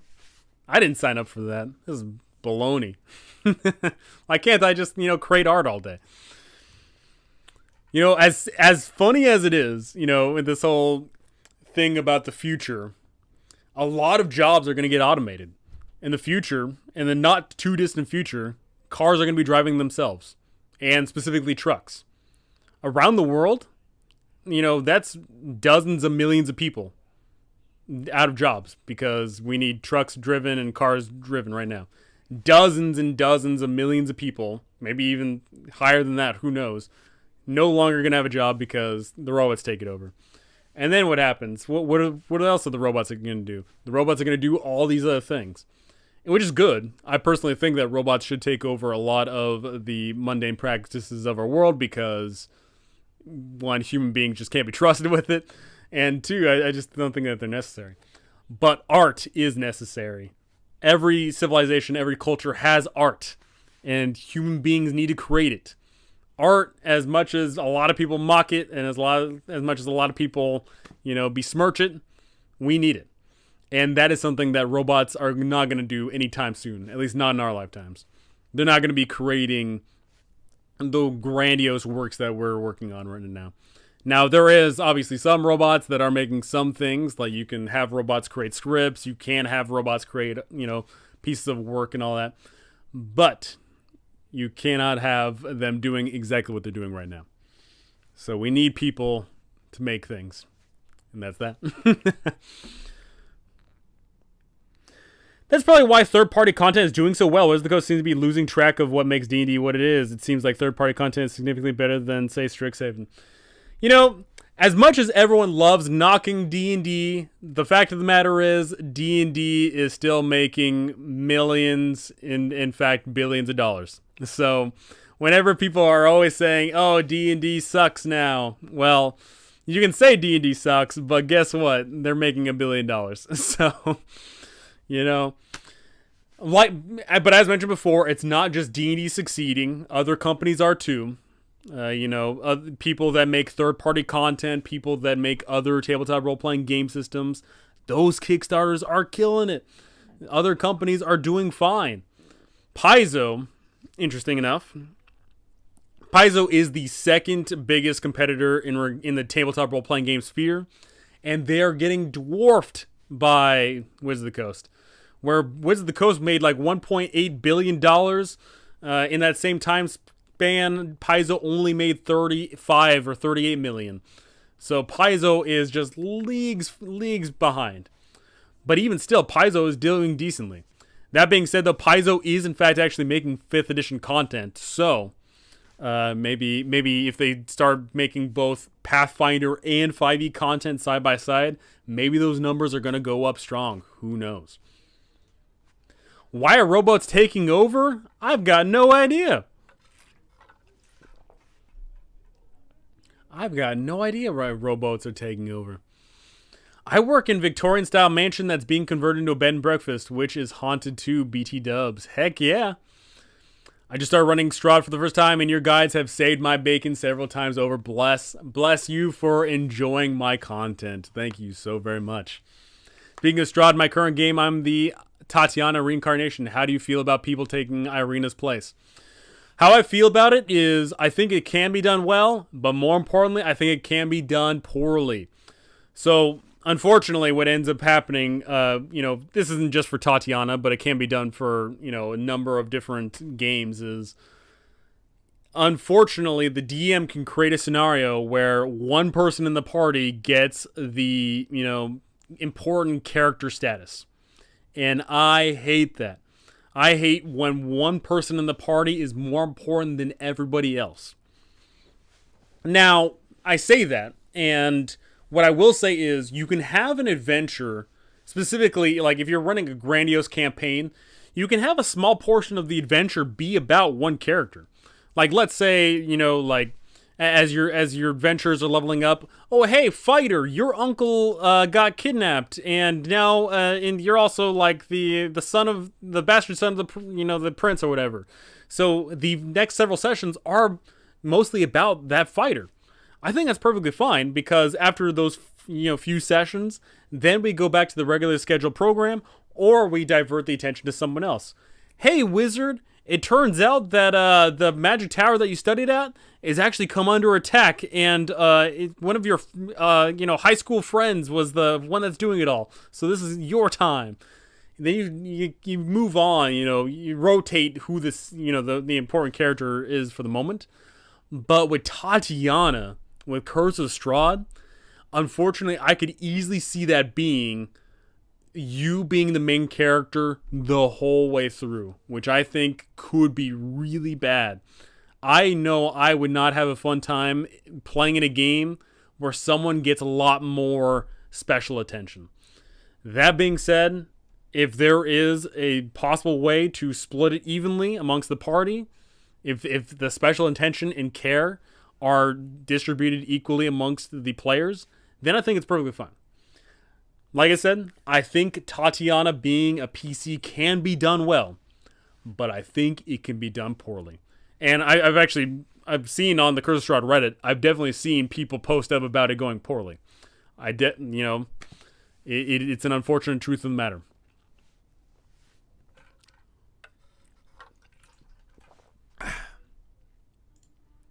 It is unfortunate. I'm actually gonna post that up as one of the things there. I've been slacking on that. Boom, boom, boom, boom. Ah, man. Done and done. Do you think it's strange that Wizards of the Coast has yet to top Curse of Strahd, one of the earliest 5e adventures? What I'll say to that is, I personally think Tomb of Annihilation is just objectively a better adventure for a number of reasons. It's just that the community loves Curse of Strahd more. Now, why does the community love Curse of Strahd? Why does the community, the D&D community, simp over this campaign? Number of reasons. One, because Strahd is iconic. Two, because he is a villain that is able to interact with the players. And that's something that a lot of adventures don't have, is returning villains, because more often than not, in most adventures, you encounter the villain, you fight the villain, you kill the villain. And three, and most important of all, is just the setting of it. I think that just in our pop culture in our world. A lot of us grew up in high school having to read Bram Stoker's Dracula. A lot of us have grown up on these vampire movies. A lot of us have grown up on Victorian Gothic horror. A lot of us have grown up seeing these homages. And to that there, having that translated to a role-playing game, and, for a lot of people, that's a lot of their first introduction to D&D, I think that really cements it as being, air quote, the best. Once again, I personally don't think it is the best for a number of reasons. I think TOA is, but it's got a lot going on for it. Compare Victorian Gothic horror and vampires. How many of, how much media is out there that gets consumed versus my favorite TOAs? How many pieces of media are out there about going into jungles and fighting zombies? There is significantly less. Admittedly, there's a lot of zombies, but nothing about jungles, I would say. So Curse of Strahd just has a lot of key factors going on for it that work. Not necessarily even due to the fact of Wizards of the Coast, I would say. I don't even think it's a well-written adventure. I think that the chapter structure is terrible. I think the clear lack of incentives to go to certain places being omitted, I think that isn't that great. Obviously, if you run it as a sandbox, then it's perfectly fine. You can just put that in yourself. But it wasn't just Wizards of the Coast that made Curse of Strahd as good as it was. Much like how, I guess, like one easy comparison I can make this to is World of Warcraft. World of Warcraft became the biggest MMO ever of all time, but it wasn't just because of Blizzard. Admittedly, yes, Blizzard did, help push World of Warcraft into being the biggest and best MMO ever of all time. But it wasn't just because of that. If WoW had came out today, it would, obviously upgrade and all that fun jazz, it wouldn't be as big. World of Warcraft only succeeded in the way that it did, specifically because of the time it came out and because of the culture of the time they're in. And I think Curse of Strahd is sort of in that same boat. I think Curse of Strahd did well because of, the world that we live in, not just because of its personal, detail and greatness. That's what I think. Makes sense. Don't worry, my DM is great at balancing the attention. Good to hear. Looking back on it, how do you feel about Rime of the Frost Maiden? Okay, so Rime of the Frost Maiden. For those of you that don't know, I ran that thing day one, and I ran the bejesus out of it, and I was the first, to my knowledge, person to finish the campaign. And by the way, I do that for all of the modules coming out these days, except for I didn't run Call of the Netherdeep, because I just didn't have any time. But Rime of the Frost Maiden, I saw its glaring issues right from the get-go. I love the setting. I love the atmosphere. I love the locations. The quests are terrible. Rime of the Frost Maiden is 3 separate adventures stacked on top of each other, but it's not a Jenga, piece tower that's perfect. It's like a wibbly wobbly little mess, and it's just a clown fiesta. It was not a adventure stacked well together. It was not well written because they even admitted it, that it was multiple people writing portions of the adventure, and they just slapped it together, and it did not work out well. I love the setting. I love the atmosphere. I like some of the quests, and I definitely am going to reuse those time and time again. And forever on here on out, when I run Rime of the Frost Maiden, I'm going to run it great. I'm going to do some fantastic things with it. Purely as written, not good. I think the unfortunate nature of Rime of the Frost Maiden is, it didn't lean into what it could have been. It could have been something great. It could have been a creepy horror atmosphere vibe. It could have been isolation and dread. But unfortunately, it ended up being sort of like this more upbeat, weird, happy-go-lucky adventure, and then all of a sudden it's madness and despair, and then all of a sudden it's like a weird, upbeat, pulpy adventure again. It's got this weird up and down kind of effect there. So once again, when I run it, it's going to be great. Purely as written, Not good.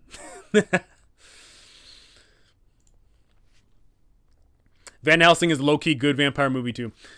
What I'll say is Van Helsing is certainly, once again, a product of its time. If you watch that movie again, it's got all that pulpy camp that we love. Objectively, it's a great cult classic. That's all I got to say about that. Do I think TOA prompts a DM versus player mentality? Okay. That's something I like diving into here. That is something I like to see. So, when it comes to being a DM and running an adventure, how do you run the adventure? How do you present the adventure out in front of your players? Now, what I'll say is, this harkens back to what is the DM? Is the DM a facilitator of an adventure? Are they the facilitator of a story? Are they the facilitator of game mechanics? What exactly is the DM? We know what the players are. The players are a bunch of munchkins that ruin everything. The players are these people that use their characters as a way to interact with the game world. But what is the DM? Now, the DM can absolutely run an adversarial game. The DM can absolutely run a game of it's me versus you, and I'm going to run things hardcore, and I'm going to get you, and yada yada this and that. DM can absolutely run the game that way. Now, purely as written, I would say no. And here is why I'm going to say no to do I think TOA prompts the DM versus player mentality, is because when you have rules listed out in front of your players and in front of the whole table, in front of yourself, and you as the DM say, hey, I'm not out to get you. I'm just going to run things purely as written. I'm going to run these little charts. I'm going to run the monsters as they should be. Then it's not a DM versus player mentality. It is a players versus the game mentality. And you, as the DM, are the referee. You're wearing the striped shirt. You've got the whistle ready to blow. And you say, hey, players, play TOA. And they play TOA. And then they go up into the jungle. And you, as the DM, say, okay, I roll for a random encounter. Okay, as written, I roll, and it's a T-Rex. You guys are all level 1. All right, well, the T-Rex doesn't care about that. All right, the T-Rex eats you all, and you're dead. When you make everything perfectly clear that it's not you being a vindictive DM, that it's not you being this, complete a-hole that says, I win, you lose. When you have it be that you are truly the referee at play, then I don't think that does prompt any sort of player versus DM mentality. Now, if that intention is not made clear, if you don't tell your players that there is a deadly random encounter table, if you don't tell your players that there's these uber deadly traps that kill you if you click the wrong thing, if you don't tell your players this, then your players may feel like it is, in fact, a DM versus player mentality. And that's bad. DM versus player mentality is terrible for 2 reasons. One, from the player's perspective, players not begin to trust the DM and thus may not reveal important information. That leads to the whole thing of the player saying, we got a plan, but we're not going to tell you until the second we do it. That's bad. You do not want to play in that game. You do not want to play in a game where the players are holding out secrets from the DM, because that's terrible. But 2, also from the other perspective here, as the DM, you're trying to prep and run experience. And for some people, a masochistic experience might be an enjoyable one, like going up against a T-Rex level 1. You want to, you as the DM want to facilitate this fun adventure. And if your players are combative against you, it's harder to run that fun adventure. So what I'll say is, no, purely as written, TOA does not prompt a DM versus player mentality. But it certainly can't be perceived as it. I always make it clear with my players whenever I'm running a hardcore game. I say, hey, on this random encounter table, yeah, there is literally just, on this random encounter, you go up against one zombie. Kudos to you if you get that, because you guys are going to beat it no problem. But also on this random encounter, there is the slight chance that you go up against the T-Rex. And, That to that degree is fair. When I ran a game, I ran a West Marches game, and to that I used random encounters all the time. And the thing I loved about that game, and by the way, this was a hardcore game, of the 82 sessions, 79 dead PCs. The great part about that campaign that I ran was 79 dead PCs over the course of 82 sessions. Nobody ever said to me, oh, you're just being vindictive. Oh, you're being mean. Oh, you're doing this and that. You're changing the rules. You're doing whatever. No. People would tell me, after a PC died, they would either fully admit that they were in the wrong because they did something stupid. 2, they would blame each other because maybe someone on the team, activated the trap that killed them or, did whatever. Or 3, they would blame the dice because they would say, oh, as we delved into this dungeon, we got into this random encounter and the random encounter killed us, but it wasn't me. They never blamed me, and that was healthy. It is very, very healthy for the players to blame the dice, to blame themselves, to blame each other, and to not blame the DM. And that is a great feeling. And that is what I have to say about that. I think Cursed Strahd is the best campaign because it deals with hierarchy, good versus evil, and other timeless and very dark themes. Compare this to the newest campaign, which doesn't even have a main conflict. Which one? Are you talking about Call from the Netherdeep? Or are you talking about the, the Radiant Citadel? Because the Radiant Citadel is not a full-blown campaign. It is just small adventures. Conflict and suffering builds character. Take a born character and throw them through Death House. In my experience, that character will die or they'll come out as battered and interesting PCs. Yeah, so I personally am an advocate for the character being made at the table. I'm personally an advocate... oh, goodness.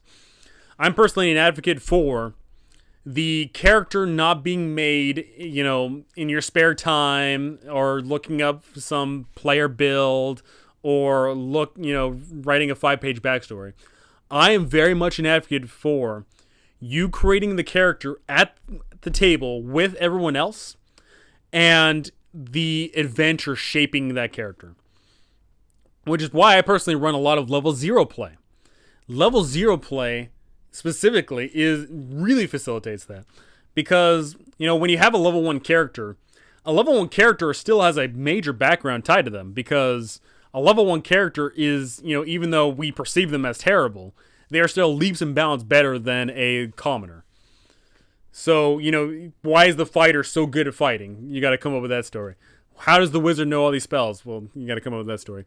But when you run a level 0 adventure real quick, you hand your players a whole bunch of these commoners, and then the commoners go on an adventure, and that adventure shapes the characters.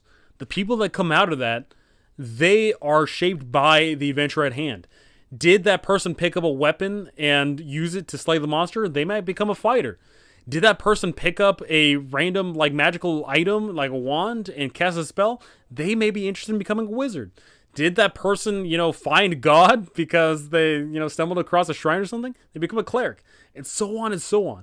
That to me is far more engaging, far more rewarding, and far more enjoyable than someone's 5-page backstory.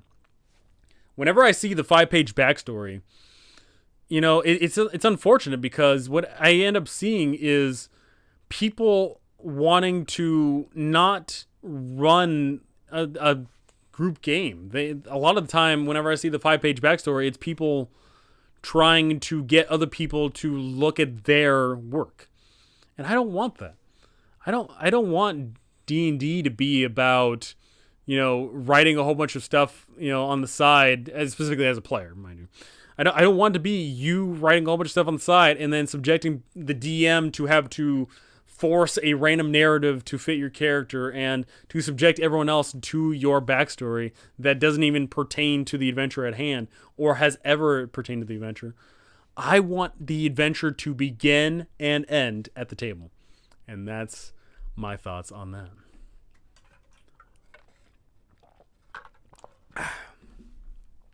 I would be very interested in seeing a Frost Maiden rework.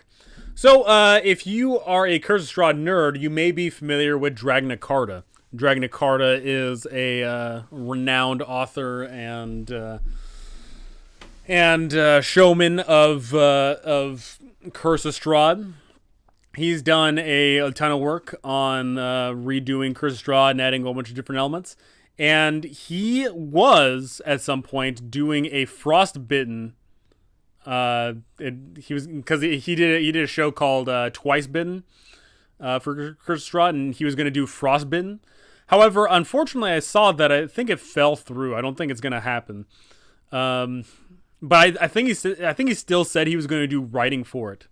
So you may want to check that out. Now, in regards of me doing a redo of the adventure, that would require a whole video in of itself there. But the long story short is it would basically be regutting the quest of the campaign. It would be regutting the 3-arc structure of the campaign into something far different. It would be enforcing a lot more of what the adventure could be, is what I would say.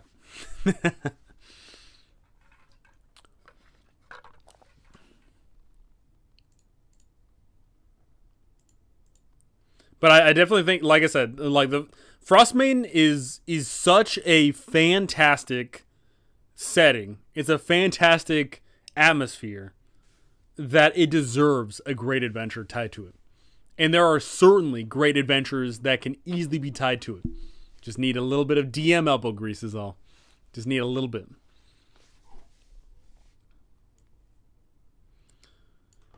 Alrighty.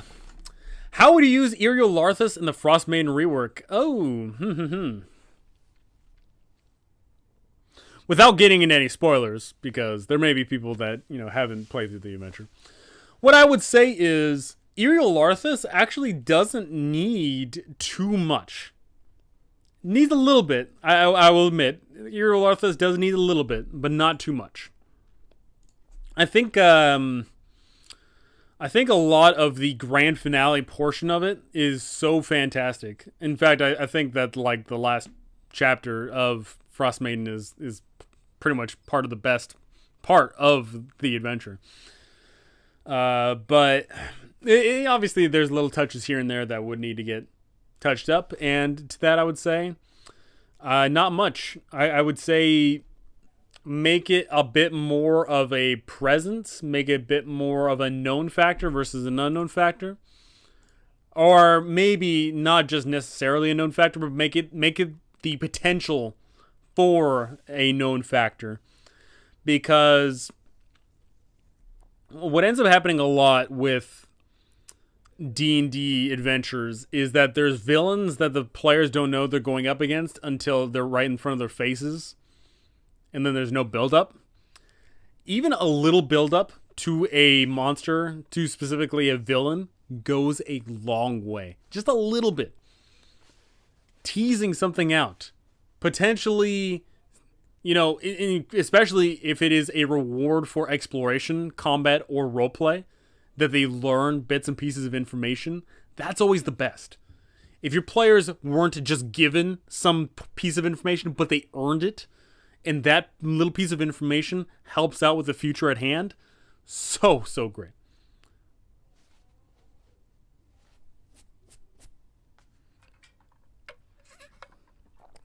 You going through and redoing these poorly made adventures, Strixhaven Tier, New Dragons, Frostmaiden, etc., could be very popular. It could be very popular, or more importantly, it could be a dud. Here's the gosh darn honest truth about my air quote popularity or success on D&D is, or specifically on my YouTube channel, is riddle me this, everyone. How many D&D YouTubers do what I do? How many other D&D YouTubers cover running the adventure modules? And mind you, when I say cover the adventure modules, I mean specifically covering them more along the lines of rules as written versus trying to peddle my own, thing that I want to get you to buy. How many people do what I do? The answer is few to none. And the ones that you will find that do what I do, you will find that they aren't as big. And why is that? Why is that covering these 5e adventure modules that are grandiose in scope and scale, and Wizards of the Coast, it is even stated that literally of the 40 million people that play 5e, these things are getting sold, hundreds of thousands, if not millions of times over. Why is it that covering these adventure modules doesn't get the big views? Why doesn't it pay the bills? It's because they're boring. It's because of your player base, of the viewership base of D&D, only a fifth of the people are DMs. And of the fifth of the people that are DMs, how many of them are running that one specific adventure module? And of those ones that are running that specific adventure module, how many of them actually need assistance to make the adventure module better? Basically, you start diminishing every single tier of every single question you ask of, okay, what if you did, how many of the people are going to watch this? How many people would watch this? You get to a point where so few people would actually watch any of these things. And that's the unfortunate part of it.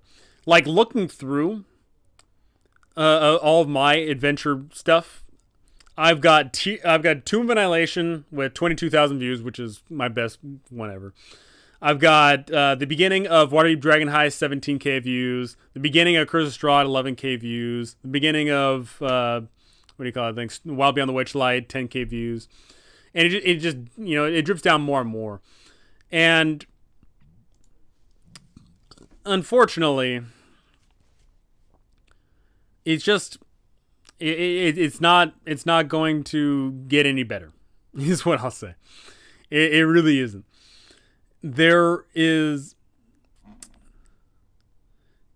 so it's tough. I think you could apply your years of DM experience a lot more to a redoing than you can a walkthrough. Just look at how it worked for Lunch Break Heroes. So much like how Curse of Strahd excelled at what, because of a lot of outside factors. Sadly, I work for Lunch Break Heroes, so this is no, ill remarks toward him. But we saw what happened when he wanted to do something besides Curse of Strahd. When he wanted to move on to Icewind Dale, Rime of the Frost Maiden, his viewers didn't follow. When he wanted to make, rankings and other DM advice, his followers didn't follow. His viewers didn't follow. And that sucks. Lunch Break Heroes puts out awesome content. But, admittedly, he's doing really good for himself. He in the last video that he just put out, he admitted that he made $120,000 off of, his brand. But that isn't from Curse of Strahd, because Curse of Strahd isn't earning him, the money anymore. It's from him doing other projects. It's about him springboarding into something else. And that's honestly what I want to do. I want to springboard into creating my own content. That's what I want to do. I want to make my own Kickstarters about fun additions to the game and other game systems and, this and that. I want to do that stuff.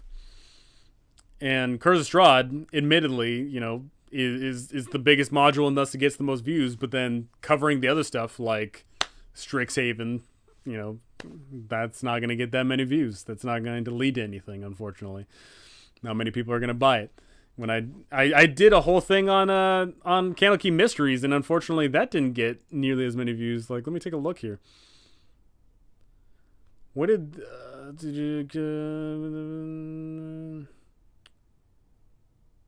I'm having to scroll through. Yeah, so Candlekeep Mysteries, the first Candlekeep Mystery only got 4.8k views. So. Yeah, I mean, it sucks, but the truth of the matter is the market just isn't there for people to watch content about improving these modules. I mean, it sucks to admit, but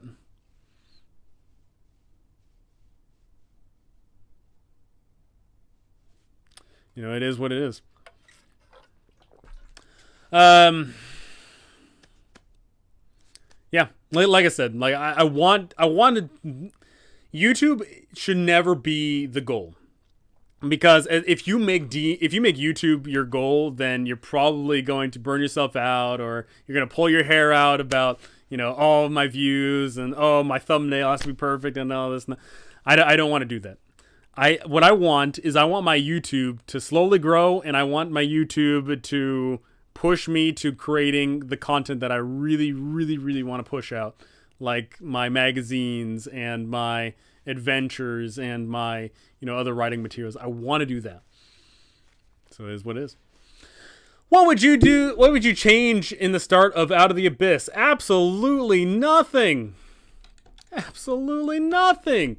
I think Out of the Abyss. So I don't know if you saw, but I put out a video on the ranking the level 1 portions of all the 5e adventures. And I have Out of the Abyss ranked as one of the top, if not the top. Let me take a look. I'd have to look at the list again.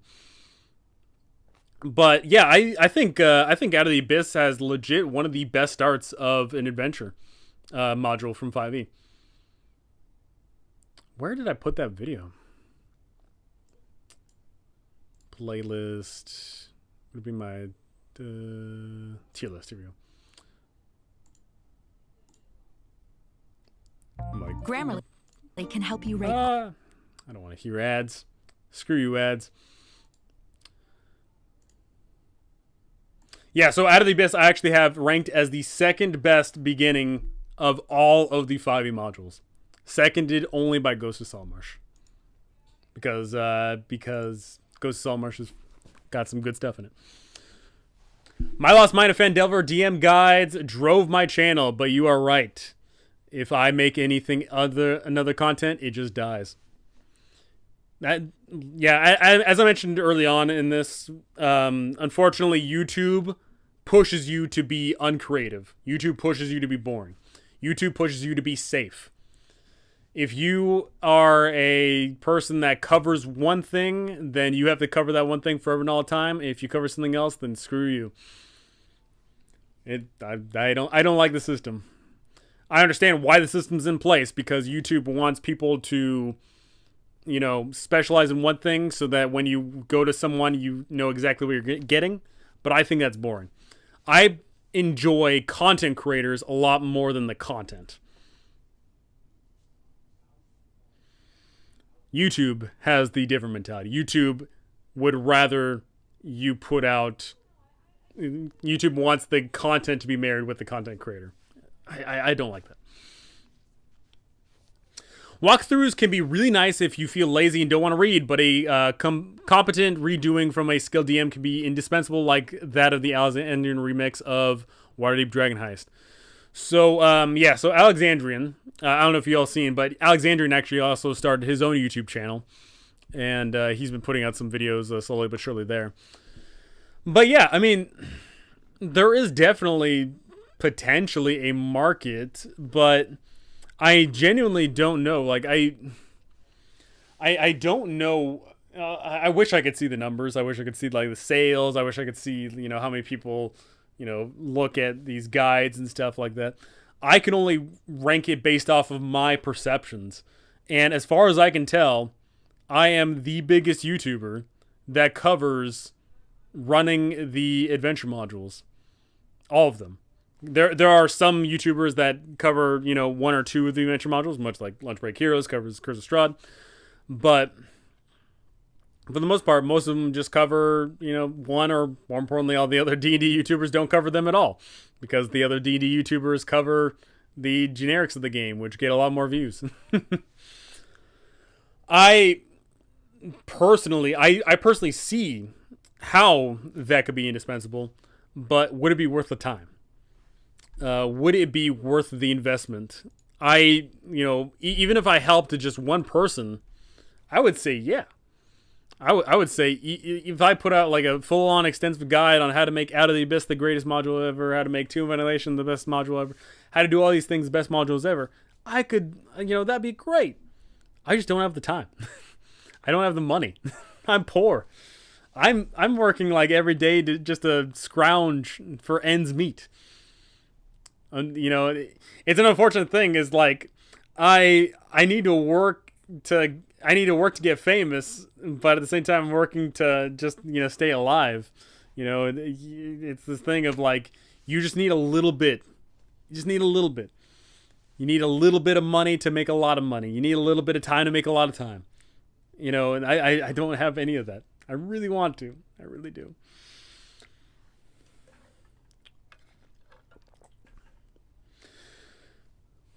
I agree that YouTube should support your own creation. Smart move. I agree, Trevor. You make the greatest number of DM guides for pre-made adventures. Yeah, I mean, I've seen specifically 2 other channels that covered 3 or more adventure modules, but all of them have poor views. I don't know why I personally have the views that I do. I don't know. Was it my incredibly terrible thumbnails? Is it my debonair voice? Is it the fact that I sit on the ground? I don't know. I don't know why I get the views that I do. Admittedly, the views aren't that great compared to, XP to level 3 or, DM layer or whatever the frick. Bob World Builder, stuff like that. Admittedly, the views aren't comparable, but the views are the best for the small niche that I've carved out for myself. I just don't like that niche.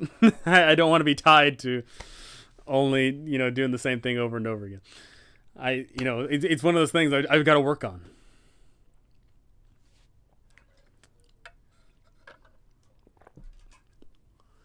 You have the views you do because you are good at this. Like I said, I am certainly the best at covering, 6+ adventure modules and how to run them more along the lines of rules as written. If I am certainly the best at that. Am I the only person that's done that? Probably. But it doesn't matter because I am the best at it. And that's something I want to do. I want to challenge myself. I unfortunately have, for the almost 2 years that this channel has been up, I haven't been challenging myself. I've basically just been, keeping it casual. I've just been doing the same routine. And every time I sort of dip my toes into something else, like I did my toes into shorts, and I did my toes into DM guides, and I did my toes into interviewing people, and I keep dipping my toes everywhere, but I've never full committed to anything else. I haven't challenged myself. And that's something I kind of want to do. I do want to challenge myself to some degree. But I also want to cover these adventure modules. I want to do a bunch of things. I just don't have the time for it. I just don't have the money for it. Here's what I promise you this. If I had the money for an editor, if I had someone that I could just throw my videos and my recordings and my money at and say, hey, make this a video, then oh my God, would my creative freedom be just so much more expanded. I'd be able to put out more content. I'd be able to put out better content. That's the important part, is I put out both more and better. Quality and quantity. But I can't do that. Not yet, anyway. I feel like I'm close. I'm really close. I'm so close I can almost taste it, but I'm not there just yet.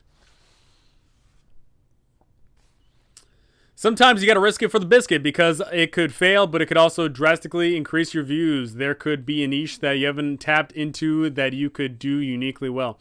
Yeah, I mean, I certainly believe that, right? There's everyone that's successful is successful for a reason. You look at my contemporary Steely Sam. He did shorts on covering monsters and like little snippets of lore. And then all of a sudden, he's at 200K subs and gets millions of views. You look at Bob World Builder, and Bob World Builder, in fact, actually was doing somewhat of what I was doing. He was covering the adventure modules, but then he moved on to other things, and that was for the best because when he moved on to other things, he exploded. So on and so forth. Finding a good niche, not just any niche, because anyone can find any random niche. I could just sit here and be a silent reader. I could just sit here and that's my niche. That's not a good niche, but it's certainly a niche, right? I need to find a good niche and stick to it and perform well at it. I need to do that. I just haven't been brave enough to take that step yet. Love your live streams, man. Thank you for variety of content. I know it's not what YouTube wants, but it's great. Rock on and beer. You know, yeah, as mentioned, YouTube wants what it wants, and you can either stand against the tide or you can ride the wave, right? I've been standing against the tide. I need to ride the wave. Man, I do love how you deep dive into your videos and content. The hard work is definitely recognized. Thank you so much. And I mean, as mentioned before, like I've definitely gotten a lot of people that have come to me and said, like, profusely thank me for the things that I do. Because when it comes to these adventure modules, purely as written, a lot of them suck. Purely as written, you don't get the context for the adventure at hand. Purely as written, they don't make sense. So trying to guide people along the way to making the adventure worthwhile is great. And also very, very important. Some of the best comments I've ever received are people that are autistic or people that are, attention deficit, people that are visually impaired. A lot of these people come to me and said, yeah, I can't read the books. I can't do this. I can't do that. And they tell me that they essentially listen to me and watch me, and they're able to actually do the adventure properly. And, like, that's an awesome feeling. And that's definitely something I really want to address to Wizards of the Coast, is the fact that, like it'd be great if, these were, like, audiobooks. It'd be great if, there was... If the D&D YouTube actually had a purely as written, guide on running these adventures. Because Wizards of the Coast, unfortunately, is leaving a lot of people in the dust. They just simply write these books, they throw them out, and they say, here you go, best of luck. But clearly there's a lot of people that, want a little bit of help. There's clearly a lot of people that want more than to just read the book and run it purely as written. There's clearly a market for this. Clearly. I wouldn't have, 22,000 views on freaking Tomb of Annihilation, right? If that wasn't the case. I wouldn't have, the views that I have on Curse of Strahd in particular. I wouldn't have those views if there wasn't a market for them. There's clearly a reason. There's clearly a rhyme. Not to rhyme with the Frostmaiden. There's no rhyme to that. Then that's a clown fiesta. But there's clearly a want and desire to run adventure modules, but also at the same time get more help than just what the book delivers.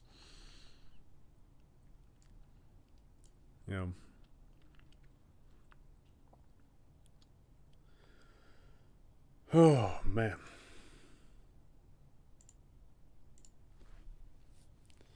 Hoo-wee.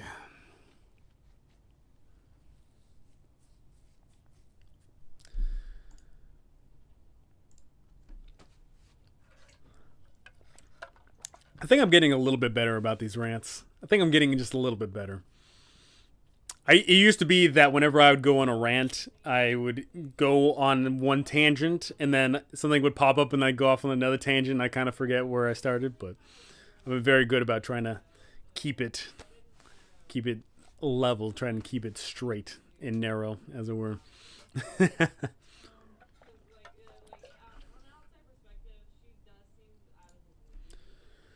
Oh man, oh me, oh my.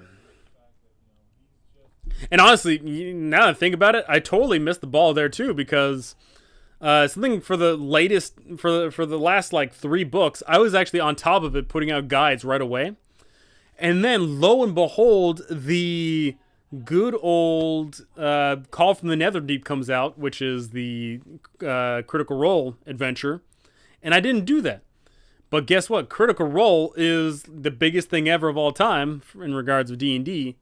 So, admittedly, there probably is a lot of people that want guides on that. But I just haven't done it yet.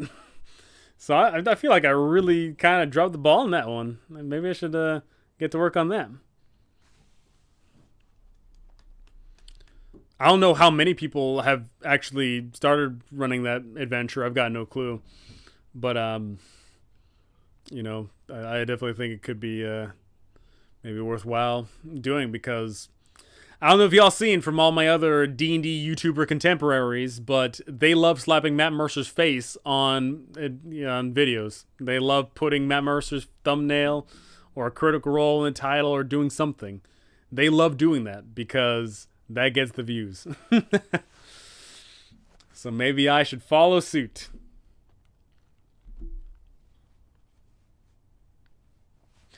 I may be wrong, but I could see you regutting TOA in video series like Lunch Break Heroes did with Curtis Strahd, and it doing very well because you could apply your extensive knowledge of that campaign. Yeah, for those of you that don't know, not only am I an advocate for Tomb of Annihilation being the best adventure module in the 5e lineup, I also have ran the adventure 3 times, and I'm going to be doing it a 4th time, and maybe even more here fairly soon. I love that adventure to death. Now, once again, you know, I think Lunch Break was smart to dive into an adventure module that was so beloved. I don't know how much love Tomb of Annihilation gets. I would have to look at like some graphs and numbers and things like that. I genuinely don't know the public's perception of Tomb of Annihilation. I am its biggest stan, however, amongst all my YouTuber peers, because they always hop on Curtis Strahd being the best. I personally believe that Tomb of Annihilation is the best. I personally think that it's got the best adventure setting. I think it's got a great set of quests. I think it's got so much great stuff going on. So maybe I could gut it and do it Lunch Break did and put out, you know, little things. Mind you, what Lunch Break did was he does the videos, and then he also has like the guides, which, you know, he set up his Patreon for. And by the way, that is how Lunch Break did so freaking well. That's how he got $120,000 in a year, is because his Patreon really helped propel that. He has over 2,000 patrons. 2,000. I personally just checked, and I've got 24. So I'm a long ways away from catching up to Lunch Break in regards of patronage there. But even still, that definitely could be a great market, and I'll definitely have to think about doing that. I'm not just thinking about it, but strongly consider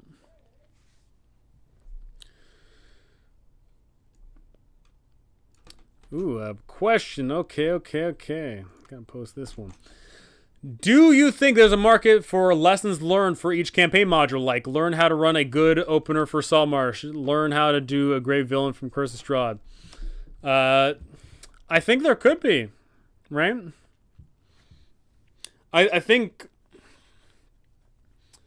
that's another issue with my channel in particular too, is the fact that I put out too many videos, right?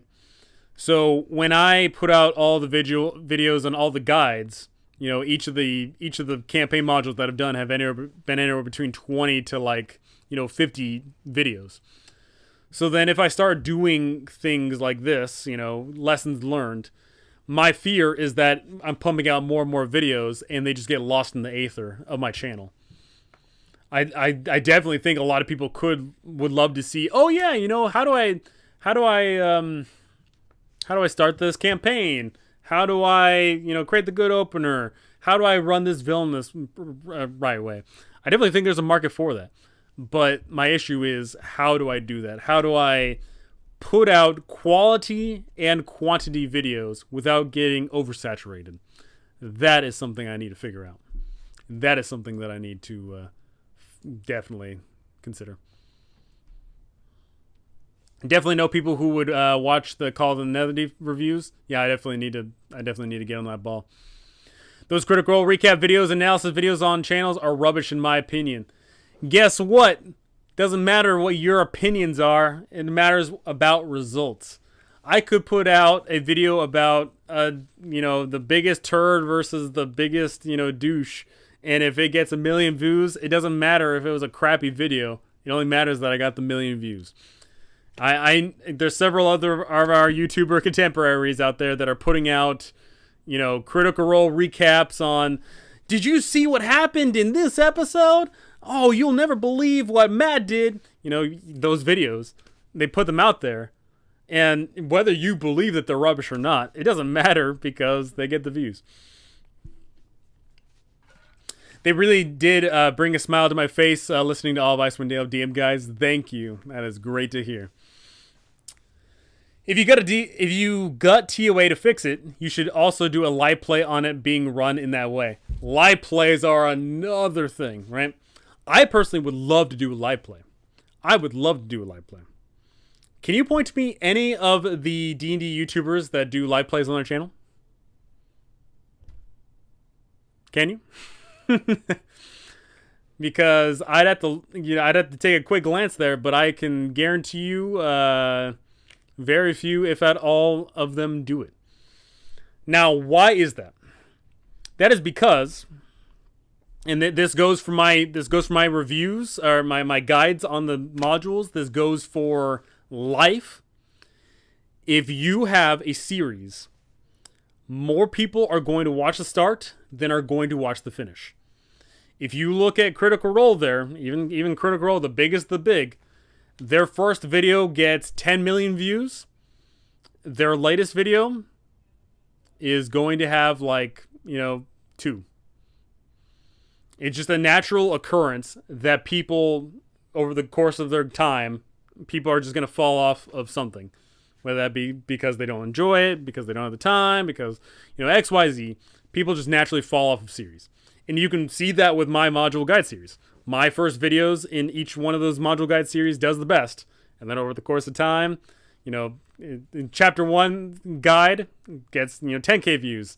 And then the chapter, 5, 6, 7 guide gets like 500 views or something like that. It just gets worse and worse.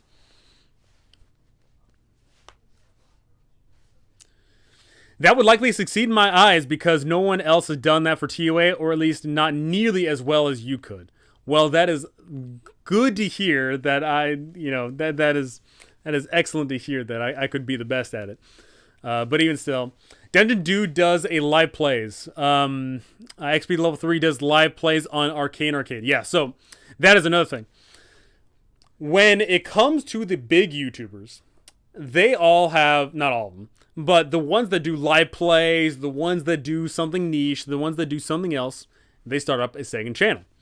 So with XP to level 3, they've got the Arcane Arcade. With Dungeon Dudes, they have the Dungeon Dudes play. With, et cetera, so on, so on. Because they recognize that Let's Plays are bad. YouTube has fully declared that Let's Plays are dead on YouTube. If you put up part 1, then immediately YouTube hates it. YouTube hates when you put a part 1 because YouTube hates even more is part 2, part 3, part 4. YouTube hates that.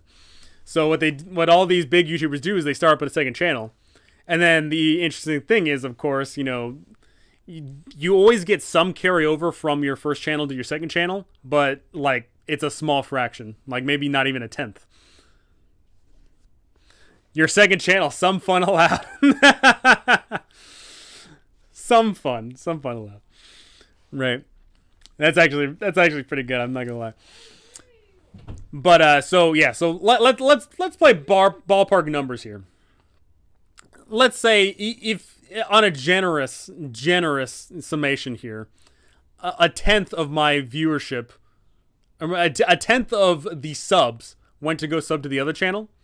That would currently mean for me right now, that would essentially equate to 1,000 subs going to my second channel. And then, of course, you don't get as many views as you get subs. So, on Let's Plays. So, that would mean, basically, of the 1K subs, I'd get, maybe 100 views or less, right? That would definitely happen. And something to remember is, when it comes to my style of content, my viewership is not loyal. And what do I mean by that? When it comes to XP to level 3, he puts out a comedy skit. So people watch his content for the comedy skit. And then he puts out a second comedy skit. And then people watch that. Now, the thing with that is, For me, I don't do that. What I do is, I specifically what's caused my channel to grow is adventure module guides. Now the problem with that is, if you watch me for Curse of Strahd, you're not loyal to me. You're loyal to the Curse of Strahd. So when, I put out the Curse of Strahd guide series, and then I put out the Icewind Dale series, then you are not beholden. You're not loyal to, the brand No Fun Allowed. You're just loyal to the guide series. And you may not be loyal for a number of reasons. That's not a negative thing. It's not a pejorative or anything. It may be because you have no interest in running the game. It may be because you're a player. It may be because, you don't have the time. It may be because of a number of things. But my viewership, and specifically my subscribers, are not loyal. And that's something I've got to recognize, is while I do have close to 7K subs at this point, like I've got 6.7 subs, I've got 6.7K subs, they're not loyal to me. They're just loyal to the specific adventure module that they found me through. So, unfortunate. Ooh, here we go. Axel. Okay. I love your channel. Just to start tuning in. How did you start getting into D&D? So, what ended up happening was I had never played D&D my entire life. And I'd only heard bits and pieces about D&D. I never really heard anything too major about it. And then when I want to say 20, oh God, how old would I have been? I would have been like 23. When I was 23, offhandedly, in a group, in a friend group that I was in, one of my buddies mentioned offhandedly that he regularly runs and plays D&D. And I was a bludgeoning thespian. Not bludgeoning. I was an up and coming thespian at the time, and he said, "Yeah, I run D&D every once in a while," and just offhandedly mentioned it. And then I was like, I turned to him and I said, "Hey, run D&D for me. Run D&D for me." He's like, I don't know about this. I don't know about that. And for the next month, I bugged the bejesus out of him to get to run me some D&D. Because I didn't have any perceptions of it. I didn't know exactly what it was. I didn't know what it meant. I didn't know anything about it. And I bugged him for a solid month, and he finally relented and said, okay, I'll put a game together.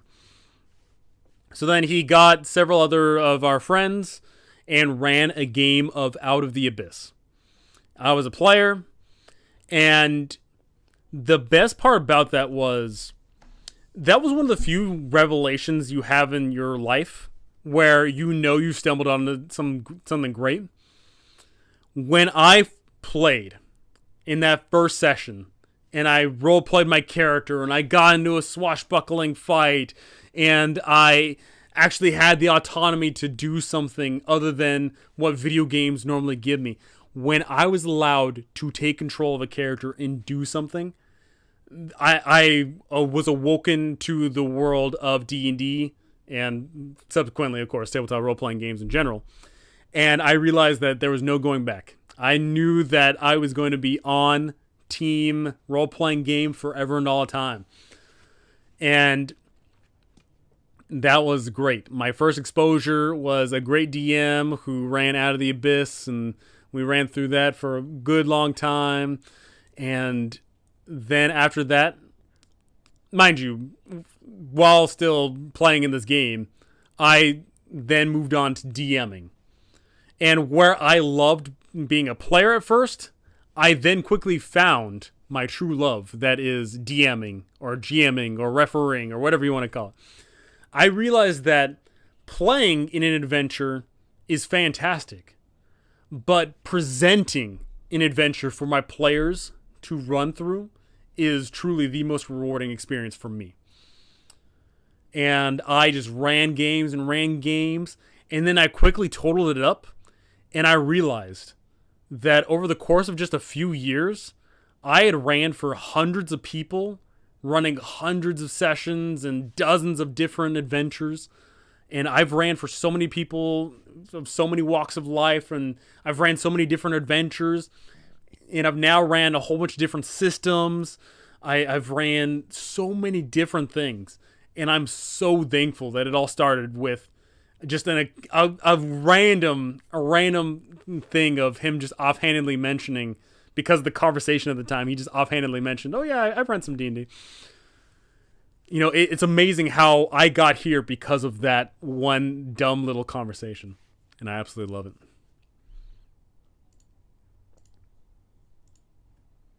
And that is my origin story. Small quality of life things on YouTube content make a huge difference in views, like segmenting video sections and how it tells what this part of the video is about. I don't know what it's called. Yeah, so those are chapters, is what YouTube calls them. Also, make your thumbnails more clickbaity. Dungeon Coach does this very well. So that also ties into the fact that I hate editing. I hate thumbnails. I recently discovered something about myself, that I am neurodivergent in thumbnails. When I click on YouTube videos, I do not look at the thumbnail, which I hadn't really put that together. I just, I watch YouTube, I watch videos and whatever else. I hadn't actually put together that I don't click on the thumbnail. I don't look at the thumbnail. And in fact, when I do actually, when I do think about looking at the thumbnail, I hate them. I hate thumbnails. I hate seeing the... I hate seeing the explosions. I hate seeing the constipated faces. I hate seeing the big flashy words. I hate seeing those thumbnails. I think they're gaudy. I think they're terrible. I think they're misleading. I think they're atrocious. I think a number of these things, and I've told like my YouTuber contemporaries this. I've told them I think their thumbnails suck and I hate them.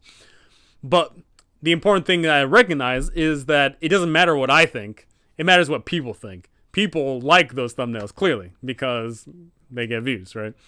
What's going to get more views? A flat, static line that says DM Guy Chapter 1, or a thumbnail that says, run it like a champ, and, thumbs up and stuff like that. Obviously, one's going to get more views than the other. I genuinely don't know if I have the mental capacity to create better thumbnails. I genuinely think that I'm going to have to hire someone to create thumbnails for me, because I hate thumbnails.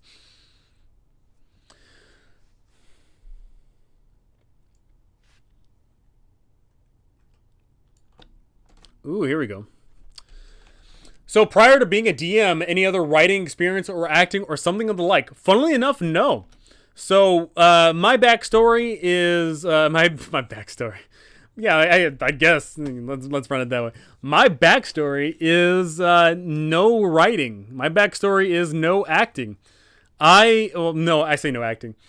I had been in some plays when I was a kid. Mind you, when I was 13 and younger, I was in some plays. But beyond that, after that, no. No acting. And when it comes to writing, definitely no. Unfortunately, when I was young, I got into a mindset to... When I was young, I got into this mindset that was all nerd stuff. I got into this mindset that I couldn't do it. I got into this mindset that, a number of things. I wasn't that good at writing. I regularly got D's and F's in English class. I didn't, especially once I got to middle and high school, I definitely didn't do any sort of extracurricular activities of that nature. No acting, no writing, no singing, no dancing, no nothing of that nature. Which, looking back, is unfortunate. I wish I'd gotten into that stuff way earlier, because that's my true calling. I love voice acting and acting and writing. I love this stuff way more than all the other BS that I was doing before. But, when you're young, you're dumb. It's kind of the nature of it. So yeah, it wasn't until I was early to mid 20s that I fell into what I really like here.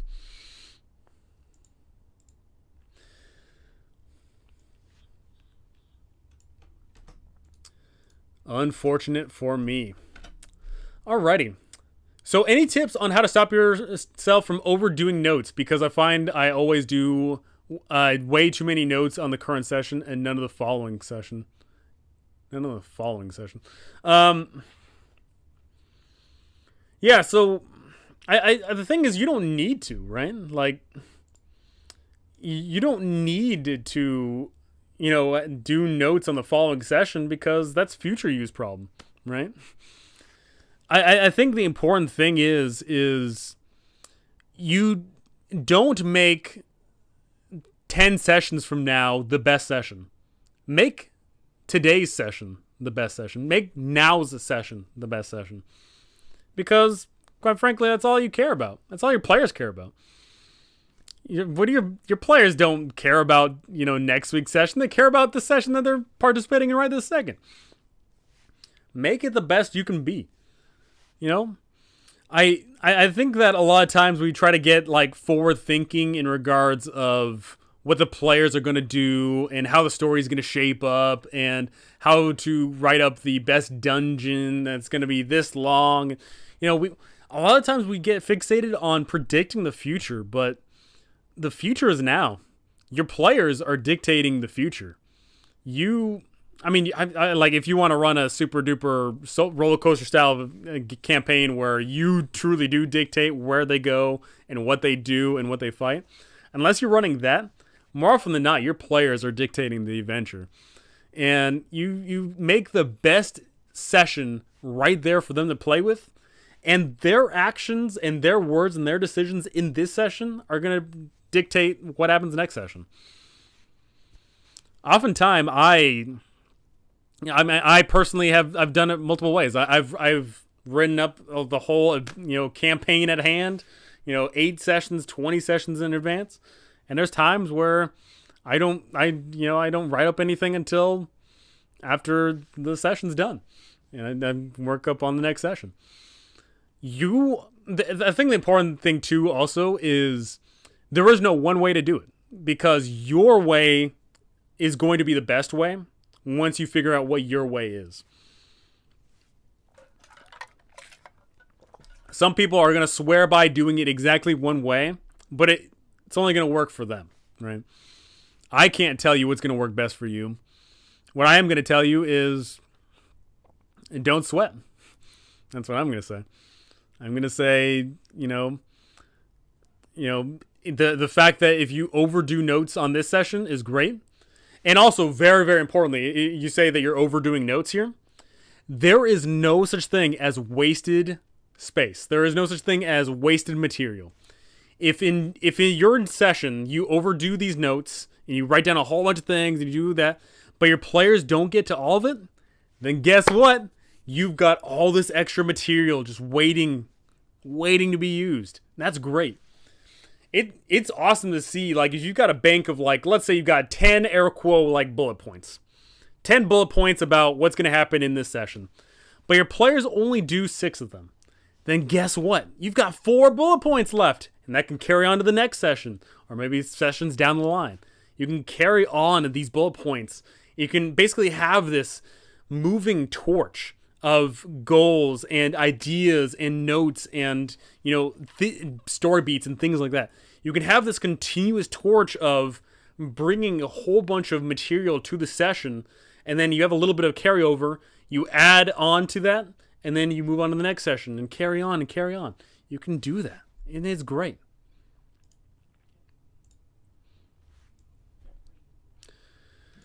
Oh, goodness gracious. Okay, what's my favorite NPC I've ever created? Oh, no. I've created some good NPCs, and I've created some bad NPCs in my time, let me tell you. The thing about NPCs is I always draw them from something, right? Whether that be my own personal experiences or, like, a previous PC or, maybe some character of fiction or whatever. I always draw little bits and pieces of them. I never do one-for-ones. Like, I never just have Gordon Ramsay show up in my campaign or whatever, right? But my favorite NPC I've ever created, that is a tough one. The important thing, too, here is it's good to not have favorite NPCs because you don't want to have a DNPC. Because you don't want to have you don't want to inject yourself into the game because it's your player's game. It's not your game. You've got other responsibilities. Your players have responsibilities. Your responsibility shouldn't be to DM a random NPC. Now, that being said, though, my favorite NPC I've ever created was a retainer. This retainer's name was Gerald. Gerald Fording. Gerald Ford. Gerald Fording. And the best part about this NPC was he's this plucky young guy, and he's this person that wants to become an adventurer. And he sees the party in port. This is for a TOA campaign that I put this character in multiple times. And this NPC goes up to the party and says, "Hey, you guys are cool adventurers. Can I join you? I don't know how to be an adventurer, but can you teach me?" And every single time, of all the times that I've ran this character, it's been a delight. Because this nobody, essentially, this practically this commoner, joins this party, and the party has so many different ideas on how they want to make this Gerald character a truly awesome adventure. One group had basically every single player in the party fought over this retainer, and they said, "Oh, I want Gerald to be like me. No, I want Gerald to be like me. No, I want Gerald to be like me." And basically, it was these 4 players fighting over this character's affection so that they evolve into their specific character class, which was hilarious because they were all different classes. There was a druid, a fighter, a paladin, and a monk, and they were all like, "Oh, he should be a monk, he should be a paladin, he should be a druid." Then the next party was like, "Man, he wants to be an adventurer. He could be our support. We're gonna make him like a healer who sits in the back and helps out the party." And it was just a unanimous decision. And they have this guy be this, person that tags along and helps them out. And then this other group, they had this retainer, and they're like, "You know what? He should be like a frontline tank because, while we're doing all the DPS stuff, he should be like the tank that just sits there and, guards and holds a shield and everything." And that's just on the mechanical side of things, on making this retainer Gerald into, the class that he is. But in regards to the character himself, injecting a plucky noob into the party makes them feel awesome. When, level 1, your players are the noobs. At level 1, your players are the plucky, losers. But once they get up a couple of levels, levels 3, 4, 5, 6, whatever, if they're at that level, and then you give them that retainer, you give them that commoner that says, "Hey, I want to be an adventurer just like you," you see that change in the players. You see, mind you, when I say the players, it's not just the characters, but also the players. When the players are, these 4 random, group of adventurers that go off and do whatever, they have a certain mentality. But when you give them tutelage, when you give them a person to take care of, then their mindset shifts. Then they start thinking, "Oh, hey, what about, what's best for the group? What about, oh, I want this person to become an adventurer. Oh, I want to be the person that this person strives to be." That right there is such a great addition to the campaign. Not just this Gerald Fording character, but just any plucky retainer that goes up to the party and says, "Hey, I heard you're awesome. I want to study under you. I want to be like you." Then you get these PCs that become these parents, and it's such a great transformation. It's so good.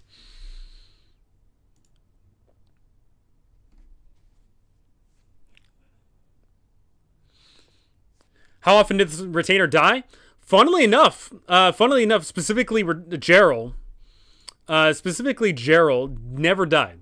They would always do everything and anything in their power to prevent them from getting in harm's way. So the first one, the one where basically all the players were fighting over him, he essentially became a back row DPS and would always be protected because the players were super protective of him. The second one, because he was the back row healer, he was once again always protected, always in the back. Now, the third person, that one was the most dangerous for Gerald because he was the frontline tank.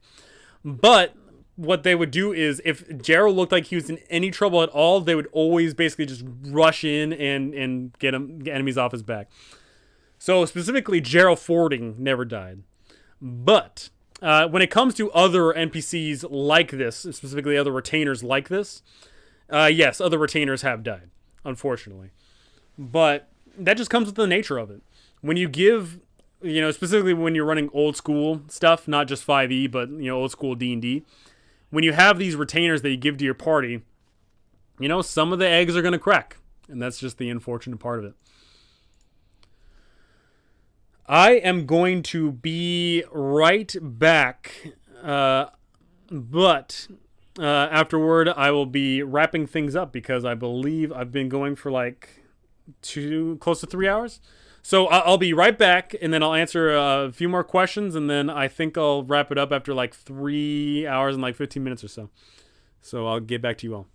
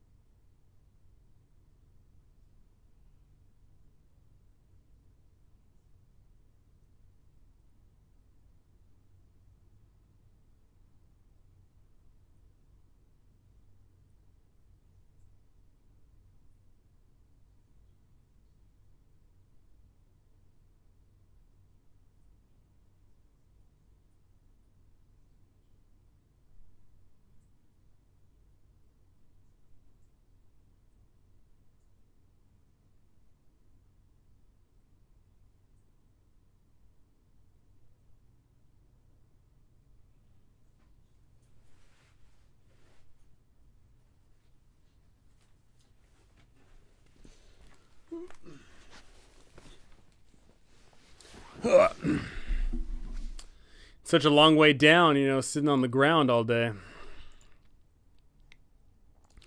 You all don't know the struggles, what it's like to sit on the ground, having to record videos and edit from the ground. It's terrible.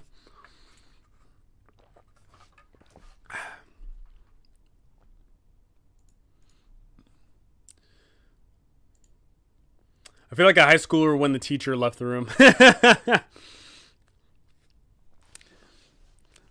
See, when you're high school and the teacher leaves the room, that's when you start whispering a whole bunch of secret stuff to all your other classmates.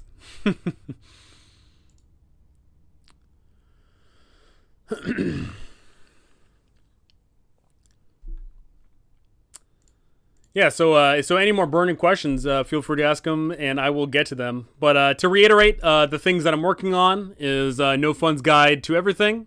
As a friendly reminder, on Patreon, for $5 a month, you get a full-blown zine. You get a whole magazine, chock full of goodies. I've got new subclasses, spells, feats, magic items, game mechanics, articles, monsters, and adventures. And in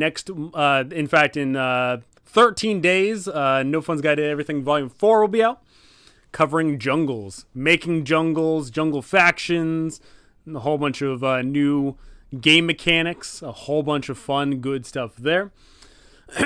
I'm also working on a reverse mega dungeon hex crawl, where you get put to the bottom of a dungeon and you got to climb your way out. That one is going to be definitely on the back burner, though. That one's going to be quite a while before it sees the light of day. But that one's going to be great for your classic Mega Dungeon play. I'm working on a 5e Fairy Tale supplement, and that one is going to include a whole bunch of fun Grimm's Fairy Tale stuff, such as new classes in line with Fairy Tale stuff, new adventures, new game mechanics, and things of that nature. New monsters. The monsters are going to be a big deal about that because, I think 5e monsters are boring vanilla. The monsters that I'm making are going to have a bit more bite to them. And I'm also working on a book of layers and dungeons, and that one is going to be all about different environments and having fun layer actions and fun layer features for both low and high level. Because something I see a lot of times is layer, traits and layer actions that is usually regulated to the high level play.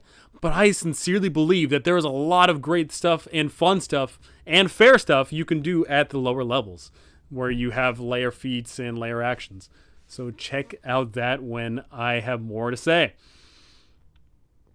Yo, your guide looks amazing. Thank you so very much. Thank you.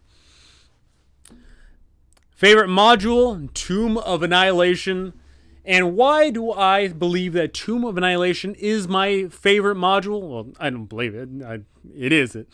Why do I have Tomb of Annihilation as my most favorite module? It is because it covers the 3 pillars of D&D so incredibly well. When it comes to combat, there is combat aplenty. There is combat against a whole bunch of unique monsters, unique humanoids, and unique environments to combat in.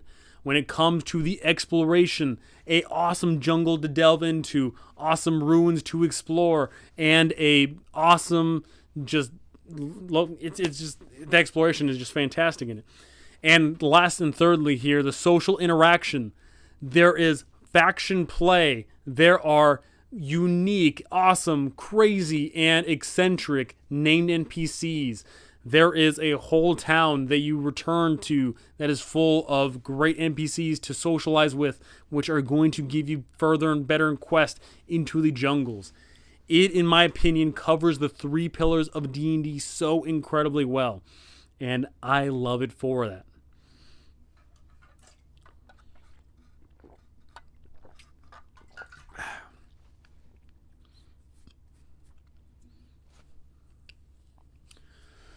Oh, man.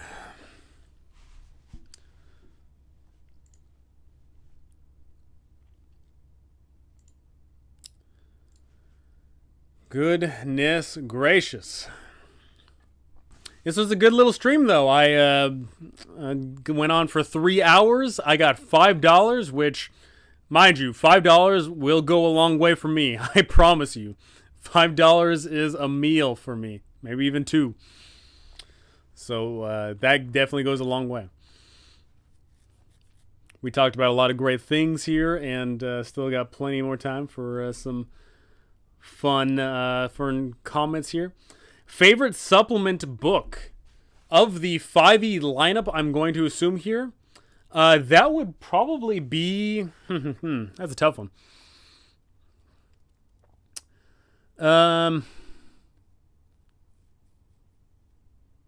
I would say Xanathar's Guide is probably my favorite of the supplement books. Yeah, I'd probably say Xanathar's Guide. Xanathar's Guide has a lot of good information on things to do. There's like ways on how to incorporate traps and downtime activities. The subclasses I don't care about. I don't care about classes or subclasses at all, really. But it incorporates magic items and a whole bunch of other game mechanics and stuff like that. So yeah, I think Xanathar's Guide is my most favorite. And why do I say Xanathar's Guide over Tasha's? That is because Tasha's is essentially like an advanced version of it, and I don't think in the best way. Because Tasha's covers subclasses which essentially break the mold of the power level. So like, the subclasses are just like way overtuned in that one.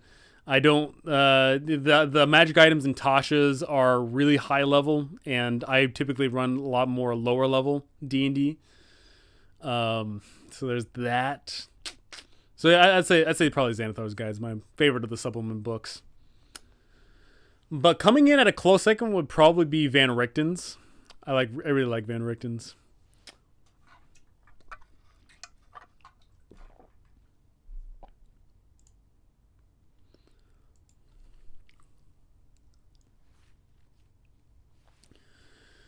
Oh man, oh man, oh man.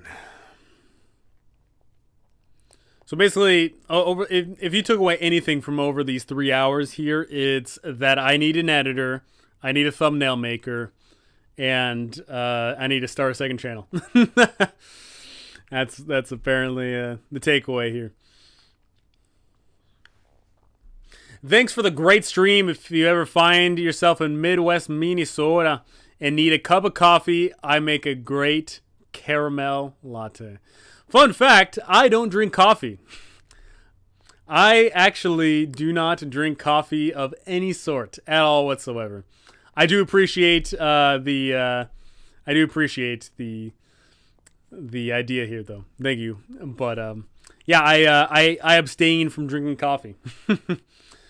I know that that puts me outside of the norm of a lot of functioning adults. But I wake up and I'm high on life. I don't need to get myself some caffeine. I don't drink soda. I don't drink coffee. I don't drink sports drinks, energy drinks. I don't drink any of that fun jazz. I stay away from caffeine as much as possible. No coffee, blasphemous. I know. I get that a lot. Like, a lot of people are just like, what are you doing? No coffee? Outrageous. Blah, blah, blah. You know, I get that all the time. I thankfully, you know, I say thankfully. I just never really got into coffee. I was into soda a long time ago, but then I definitely stopped when I got healthier. Because for a little bit of time, I got a little bit fat, and I worked it all out. Literally, I worked it all out. Stopped eating junk food as much. Stopped drinking soda. Started working out a bit more, doing all that fun jazz. But yeah, never fell into the devious hands of coffee. Never ever. And I mean, hopefully I never do, because coffee is expensive and takes time and all that fun stuff. I don't want to deal with all that. Everyone around me, coffee fiends. Everyone I know is a coffee fiend.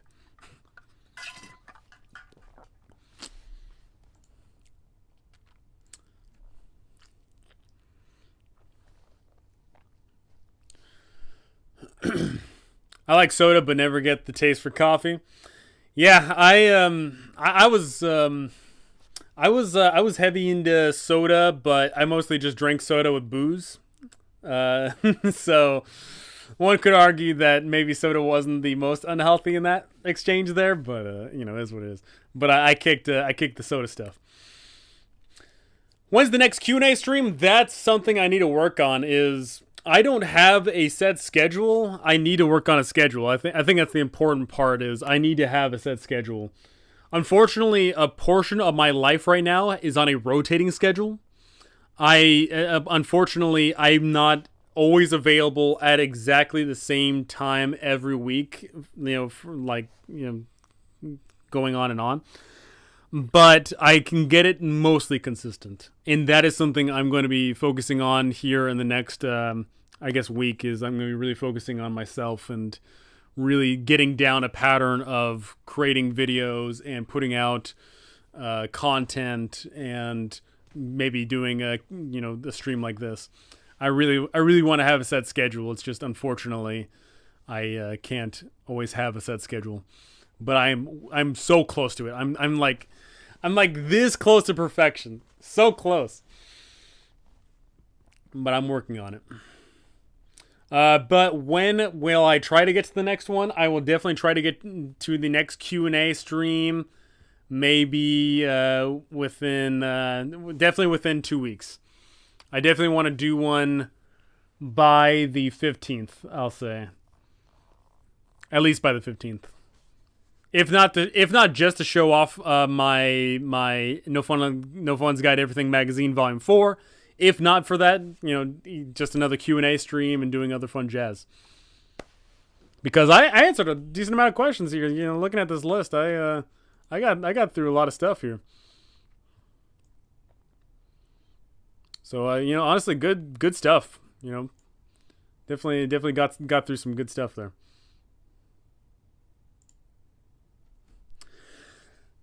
we have a job to pay the bills. Man, you know, like that's what I'm saying about this whole working for a living thing. It's kind of bogus if you ask me. But, you know, as I mentioned earlier, YouTube should not be the goal for paying the bills. But I want to use YouTube to move me forward to paying the bills. I do want to sell written material and content and work on other various projects to make a living. I think that would truly be the dream. If I was able to regularly do Kickstarters and regularly sell my products online and regularly work with other people, you know, if I could turn this into my job, then it wouldn't be a job for me. It would be rewarding. It would be something great. And I'm striving for that. Use YouTube to support girl Trevor. Howdy, y'all. Howdy, y'all. It's me. No Fun's girlfriend.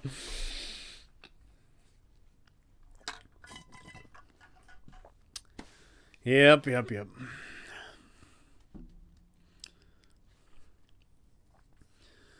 Alrighty. With that, I think I'm going to call it here. So thank you all so much for stopping by. Thank you all for the awesome questions that I was able to get through, which was quite a lot. That was pretty dope. Got some hard-hitting questions talking about the hobby that we love so much, about all the fun jazz that we're getting into, and all that other stuff. So thank you all so much for watching. Thank you for listening. Thank you for the dono.